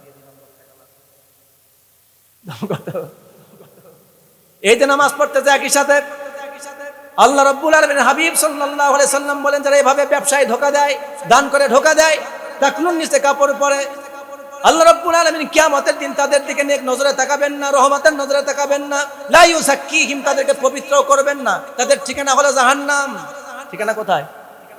দান করে খোটা দিবেন না, টাকনুর নিচে কাপড় পরবেন না। টাকনুর নিচে বোঝেন তো, সিনেমার শাকিব খান যে মডেল দেখায়, আপনি তো সেই মডেলই করেন। তাই বলে আপনারা না মুরব্বী হয়ে গেছেন, আপনারা তো মডেল ফডেল আর বোঝেন না। আপনাদের সময় গেছে অন্য নায়ক, আর এখন আসছে অন্য নায়ক, ঠিক না? আপনারা চিনেন এই জসিমুখ চিনেন, আরো এইসব নায়ক নায়িকাকে আপনারা চিনেন, জানি না। কিন্তু বর্তমানে যারা আছে যুবকরা তো তাদেরকে ফলো করে, ঠিক কিনা বলেন? ওরা যদি ফাটা প্যান্ট পরে ওরা ফাটাই পরে, ওরা যদি এক হাত নাই, ওটাই সিনেমা চলতেছে। ও আসে সারা বাজার খুঁজবে ওই গঞ্জি কোথায় আছে। মাঝখানে তখন পাখি ড্রেস নামলো, অনেক মেয়ে পাখি ড্রেস না পাওয়ার কারণে আত্মহত্যা করছে। কি কিরণমালা কট করে যখন আসলো, ওরে বাপরে বাপ, কিরণমালা ছাড়া বাজার চলে না, ঠিক না? এখন কি চলতেছে জানি না, আমার তো জানা নাই কি যে চলতেছে জানি না। তো এরকম একটা বিষয় নামাজ পড়ে বাড়ির দিকে এলাকা, ঠিক না? তো এই যে নামাজ আপনি দান করে খোটা দিবেন না, দেখলেন নিচে কাপড় পরবেন না। সিনেমার নায়ক আপনার মডেল না, সিনেমার নায়িকা আপনার মডেল না, নাটকের নায়ক নায়িকা আপনার মডেল না, যাত্রা পালের গান গাওয়া গায়ক গায়িকা নায়ক নায়িকা ওই সব শিল্পীরা আপনার মডেল না। আপনার আমার মডেল হচ্ছেন মুহাম্মদুর রাসূলুল্লাহ সাল্লাল্লাহু আলাইহি ওয়াসাল্লাম। আপনার আমার মডেল হচ্ছেন সাহাবায়ে কেরাম, আপনার আমার মডেল হচ্ছে তাবেঈনে কেরাম, তাবেঈনে কেরাম। আপনার আমার মডেল হচ্ছেন উম্মাহাতুল মুমিনিনগণ। আপনার আমার মডেল হচ্ছেন আমার রাসূলের প্রিয় কন্যা ফাতেমাতুজ জোহরা সাইয়্যিদাতুন নিসা ফাতেমা রাদিয়াল্লাহু তাআলা আনহা, ঠিক কিনা বলুন? আপনি তাদের আদর্শ গ্রহণ করুন, তারা কিভাবে চলেছেন ফিরেছেন। কিন্তু দুনিয়ায় এইসব মডেল গ্রহণ করা। যেই কথা এখানে বলতে আসলাম, দুনিয়ায় মুনাফিকরা মুমিনদেরকে ধোঁকা দেয়। আল্লাহ রাব্বুল আলামিন কোরআনে সেই কথা বলেছেন। কোরআন আছে না? সূরা বাকারার প্রথম দ্বিতীয় পৃষ্ঠায় আছে না? কি আছে? ইউখাদিউনাল্লাহা ওয়া হুয়া খাদিউহুম। তারা আল্লাহকে ধোঁকা দেয়, মুমিনদেরকে ধোঁকা দিতে চায়। ওয়া মিনান নাসি মান ইয়াকুলু আমান্না বিল্লাহি ওয়া বিল ইয়াউমিল আখির ওয়া মা হুম বিমুমিনিন ইউখাদিউনাল্লাহা ওয়াল্লাযীনা আমানু ওয়া মা ইয়াখদাউনা ইল্লা আনফুসাহুম ওয়া হুম ইয়াশউরুন। আল্লাহ তাআলা বলছেন ওরা আল্লাহকে ধোঁকা দিতে চায়, মুমিনদেরকে ধোঁকা দিতে চায়, কিন্তু আসলে ওরা আল্লাহকে তো ধোঁকা দিতে পারেই না। মুমিনদেরকে কিছু ধোঁকা দেয়, কিন্তু আল্লাহকে ধোঁকা দেওয়া সম্ভব। তিনি অন্তরের খবর জানেন। অন্তরের খবর কে জানেন? আমাদের সৃষ্টি করেছেন কে? আমাদের সৃষ্টি করেছেন আল্লাহ। অতএব তিনি আমাদের অন্তরের খবর জানেন। আর পৃথিবীর সবচাইতে নিকটবর্তী যে জিনিসটা, সেটি হচ্ছে এই নাহনু আকরাবু ইলাইহি মিন হাবলিল ওয়ারিদ। আল্লাহ বলছেন তোমার ঘাড়ের মাঝখান দিয়ে একটা সাহারো রোগ আছে, ওই রোগের চাইতে আমি রব্বুল আলামিন তোমার বেশি নিকটবর্তী। এবার বলুন তো, ওর চাইতে বেশি নিকটবর্তী আপনার বন্ধু কি হতে পারে নাকি? তাহলে সে আল্লাহকে ফাঁকি দিয়ে দুনিয়ায় মুনাফিকি করা যাবে, কুফরি করা যাবে, শিরকি করা যাবে, 2 নম্বরই করা যাবে, দাম বাড়ানো যাবে নাকি? জিনিসে ভেজাল দেওয়া যাবে, কেউ দেখবে না। যে আল্লাহ আপনার শাহরগের চাইতেও বেশি নিকটে আছেন, যে আল্লাহ আপনারা সৃষ্টি করেছেন, যে আল্লাহ আপনার অন্তরের খবর জানেন, জল্পনা কল্পনাও কি দেওয়ার আগে যে আল্লাহ টের পান, সে আল্লাহকে ফাঁকি দেওয়া সম্ভব না। দুনিয়ায় এই মুনাফিকরা বলেছিল, ও মুমিনেরা আজকে একটু দাঁড়াও, পাঁচির দিয়ে দিয়েছেন আল্লাহ, মনে আছে? আল্লাহ রাব্বুল আলামিন একটা পাঁচির দিয়ে দেবেন। পাঁচির দেওয়ার সাথে সাথে মুনাফিকদের সব আলো বন্ধ হয়ে যাবে, নিভে যাবে। কাফেরদের আলো নিভে যাবে, মুনাফিকদের আলো নিভে যাবে, বেঈমানদের আলো নিভে যাবে, মুশরিকদের আলো নিভে যাবে। দুনিয়ায় এবার তারা ডাক দিয়ে বলবে, ও মুমিন বান্দারা, ও মুমিনা নারীরা, দুনিয়ায় তো আমরা তোমাদের সাথে মসজিদে নামাজ পড়েছি, দুনিয়ায় তোমাদের সাথে রোজা রেখেছি, দুনিয়ায় তোমাদের সাথে হজের মাঠে ছিলাম, দুনিয়ায় তোমাদের সাথে আমরা যাকাত দিয়েছি। ও মুমিন নারীরা, ও মুমিন পুরুষেরা, ও মুমিন নারী, মুমিনা নারীরা, আজকে একটু দাঁড়াও, তোমরা একটু আমাদের দিকে মুখ ফিরে দাঁড়াও। তাহলে আমরা তোমাদের আলো দেখে দেখে একটু পাঁচিরটা পার হয়ে গেলে তো আমরা তোমাদের সাথে ফুলসিরাত পার হয়ে জান্নাতে যাব। সুবহানাল্লাহ, কি সুযোগ! এখন ওদেরকে তখন মুমিন বান্দারা আবার ডাক দিয়ে বলবে কি জানেন? উল্টা কথা। দুনিয়ায় ওরা যেমন বলছিল, ওই নামাজ পড়, বলছে ওই হুজুর কত নামাজের কথা কোন কে, আমার কবরত হামি যাবো, তোমার কি আছে না? এরকম আছে না? আমার কবরত হামি যাবো, তোমার অত মাথা ব্যথা কে? আছে না এরকমের লোক? যার কবরের জবাব সেই দিবে, আপনার মাথা ব্যথা কিসের? এরকম লোক আছে না? সেদিন ওরা বলবে, তখন আল্লাহ তাআলা ওই মুমিন বান্দারা, মুমিনা নারীরা বলবে, ফালতামিসু নূরান। সেদিন মুমিন নারীরা বলবে, মুমিন বান্দারা বলবে, ইয়াউমা ইয়াকুলুল মুনাফিকুনা ওয়াল মুনাফিকাত লিল্লাযীনা আমানু যুরুনা নাকতাবিস মিন নূরিকুম। যখন তারা বলবে একটু আমাদের দিকে ফিরে দাঁড়াও, তখন তারা বলবে, মুমিন বান্দার, মুমিনা নারীরা, বান্দিরা তারা ডাক দিয়ে বলবে, কিলা রুজি ওয়ারাআকুম ফালতামিসু নূরা, তোমরা আবার পেছনের দিকে ফিরে যাও, যে জায়গায় গিয়ে নূর পাওয়া যায় সেখানে নূর তালাশ করো। এখানে তো নূর পাওয়া যায় না, নূর তো আগেই আল্লাহ দিয়ে দিয়েছেন, ঠিক কিনা বলুন? নূর তো এখানে পাওয়া যাবে না। নূরের মালিক তো আমরা। নূরের মালিক কে? নূরের মালিক তো আল্লাহ। দুনিয়ায় যেভাবে আমাদের সাথে সাথে থেকে মসজিদে ঢুকে তোমার মুনাফিকি করেছ, আমাদের সাথে হজের মাঠে গিয়ে মুনাফিকি করেছ, আমাদের সাথে যাকাত দিতে গিয়ে মুনাফিকি করেছ, আমাদের সাথে দান খয়রাত করতে গিয়ে মুনাফিকি করেছ, মানুষকে দেখিয়েছ আমরা নামাজি, আমরা মুসলমান। আবার পাশে যখন সুযোগ পেয়েছো ইসলামের বিরুদ্ধে কথা বলেছ। ইসলামের বিরুদ্ধে শুধু কথা বলো না, আলেম ওলামাদের বিরুদ্ধে কথা বলেছ। আবার যখন সুযোগ পেয়েছো ইসলামী শরীয়তের বিরুদ্ধে কথা বলেছ, কোরআন সুন্নাহর বিরুদ্ধে কথা বলেছ। অতএব নূর যদি চাও দুনিয়ায় যাও, আবার নূর সেখান থেকে ইনকাম করে নিয়ে আসো, তাহলে আল্লাহ নূর দিবেন, ঠিক কিনা? আসার সুযোগ আছে। আর যে যায় লঙ্কায় সেই হয় হনুমান, আর মানুষ হয় ফিরে না। এটা হলো হিন্দুদের শাস্ত্রের কথা। পরকালে একবার যাওয়ার পর সেখান থেকে ফিরে আসার সুযোগ নাই। এবার বল ফালতামিসু নূরান, সেখানে গিয়ে নূর তালাশ করো। রব্বুল আলামিন সঙ্গে সঙ্গে বলবেন আর সুযোগ নাই। ফাদুরিবা বাইনাহুম বিসুরিল্লাহু বাব, আল্লাহ তাআলা একটা পাঁচিল দিয়ে দিবেন, ওই পাঁচিলের মধ্যে একটা থাকবে দরজা। সুবহানাল্লাহ। ওইটা দরজা বিসুরিল্লাহু বাব বাতিনুহু ফীহির রাহমা, ওই দরজার ভিতরে থাকবে জান্নাত, রহমত। সুবহানাল্লাহ পড়েন। যারা মুমিন আলো নিয়ে গিয়েছে, এবার পাঁচিল উঠে যাবে, ওই দরজার মধ্যে ঢুকবে, ঢোকার সাথে সাথে ওই নূরের আলো দিয়ে ফুলসিরাত পার হয়ে চলে যাবে জান্নাতের ভেতরে। আল্লাহ রাব্বুল আলামিন মুমিনদেরকে জান্নাতে নিতে চান, তাই আল্লাহ তাআলা মুমিনদেরকে ভালোবাসে, তওবাকারীকে ভালোবেসে নূর দান করবেন। আর নূরের আলো নিয়ে মুমিন বান্দারা দরজা দিয়ে ঢুকে ফুলসিরাত পার হয়ে আল্লাহর জান্নাতে চলে যাবে। বলুন সুবহানাল্লাহ। আর পাঁচিল দেওয়ার পর যারা মুনাফিক ছিল, যারা বেঈমান ছিল, যারা কাফের ছিল, মুশরিক ছিল, এতক্ষণ পর্যন্ত তারা মুমিনদের নূর দেখে দেখে এতদিন পর্যন্ত এসেছে, পেছন পেছন পর্যন্ত তারা ভাবছিল জান্নাত পর্যন্ত যাব। সেখানে গিয়ে আল্লাহ তাআলা দরজা দিয়ে আটকায় দেবেন। এবার যখন দরজা বন্ধ হয়ে যাবে আর ঢুকতে পারবে না, ওই দরজার বাইরেই থাকবার একটা জায়গা, বাতিনুহু ফীহির রাহমা ওয়া যাহিরুহু মিন কিবালিহিল আযাব। আল্লাহ বলেন এই দরজার বাইরে যা আছে তা হলো জাহান্নাম, সেখানে শুধু আযাব আর আযাব। কি আছে? আযাব আছে। হাশরের ময়দানে রব্বুল আলামিন সেই জন্য আপনাকে আমাকে নূর দান করবেন। এই নূর তারা পাবেন যারা তওবাকারী। জোরে বলেন কি? তওবা করতে রাজি আছেন তো সবাই? ছোট্ট একটা ঘটনা বলে শেষ করে দেব। ও 12টা পার হয়ে গেছে। আচ্ছা আলহামদুলিল্লাহ। আমি আপনাদেরকে বলেছি আর বলবো না, 12টা পার করতে চাইনি। 6 মিনিট পার হয়ে গেছে, এতটুকুনি যথেষ্ট আজকে। ছোট্ট কথা হলো এই, তওবা করার একটা শর্ত আছে। তওবার কি আছে? শর্ত আছে। আমি আপনাদেরকে নিজের মুখ থেকে বানিয়ে বলতে চাই না। হযরত আলী রাদিয়াল্লাহু তাআলা আনহু বলেছেন তওবার শর্ত হলো 6টা। সেটা বলেন কয়টা? এই 6টা শর্তের মধ্যে সকল প্রকার গুনাহগারদের জন্য তওবার রাস্তা বলে দেওয়া হয়েছে। এক নাম্বার, তওবা করার জন্য সর্বপ্রথম গুনাহগার ব্যক্তিকে তার অতীতের গুনাহের জন্য স্বীকারোক্তি দিতে হবে। কি দিতে হবে? স্বীকারোক্তি দিতে হবে। You have to give an acknowledgement your past sin. আপনি অতীতে কি গুনাহ করেছেন তার জন্য কি দিতে হবে? আপনাকে স্বীকারোক্তি দিতে হবে যে আল্লাহ আমি গুনাহ করেছি। 2, এরপর আপনাকে অনুতপ্ত হতে হবে। You have to repent. আপনাকে অনুতপ্ত হতে হবে, আমি গুনাহ করেছি, এর দ্বারা আমি অনুতপ্ত, আমি ভুল করেছি। এটা আপনাকে মন্তর থেকে ফিল করতে হবে যে আমি গুনাহগার, আল্লাহ তোমার দয়া ছাড়া, রহমত ছাড়া আমার কোনো উপায় নাই। 3, অতীত জীবনে যেই ভুলগুলি, অতীত জীবনে যেই আল্লাহ তাআলার দেওয়া ফরজ ইবাদতগুলি ছেড়ে দিয়েছিলেন, ফরজ, ওয়াজিব, সুন্নাত, মুস্তাহাব যত ইবাদত ছেড়ে দিয়েছিলেন, এই ইবাদতগুলিকে এখন কন্টিনিউ করতে হবে। কি করতে হবে? কন্টিনিউ করতে হবে। 4, এরপর আপনার কি করতে হবে? এরপর আপনাকে প্রতিজ্ঞা করতে হবে। এরপর আপনাকে মানুষের হক যদি আপনি মেরে থাকেন, তাহলে মানুষের যার হক মেরেছেন তার হক ফিরাই দিতে হবে। আর আল্লাহর হক হলো আল্লাহর ইবাদত। আল্লাহর ইবাদত না করে থাকলে এখন থেকে সেটা চালু করবেন।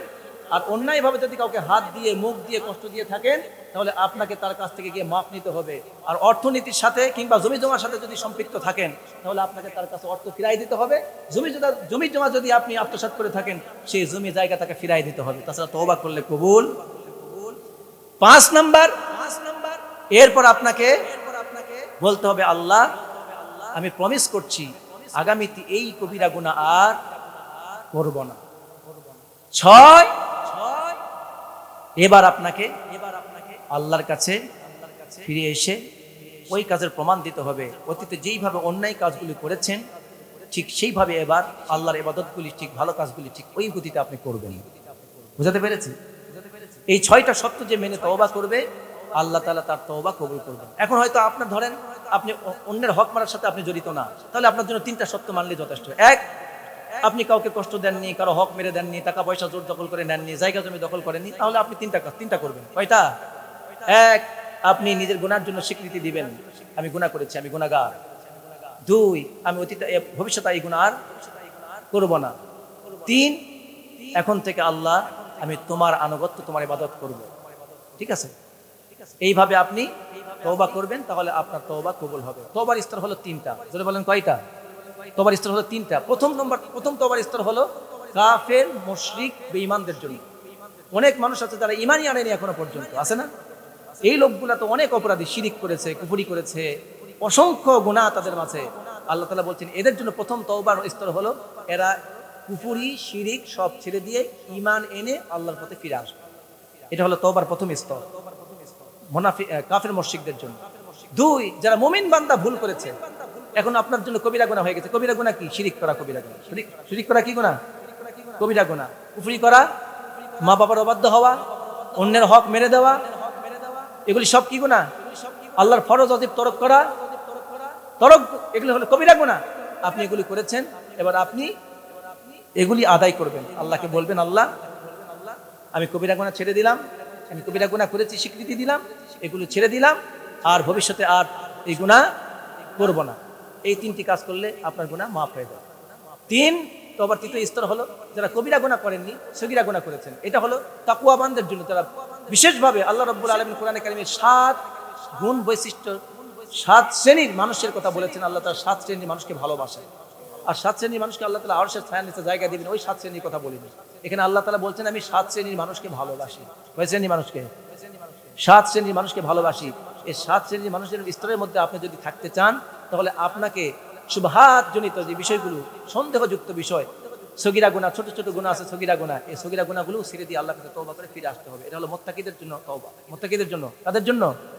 মুত্তাকিদের জন্য, যারা অনেক স্তর উপার্জন করেছে, অনেক উপরে উঠে গিয়েছে, তাদের জন্য।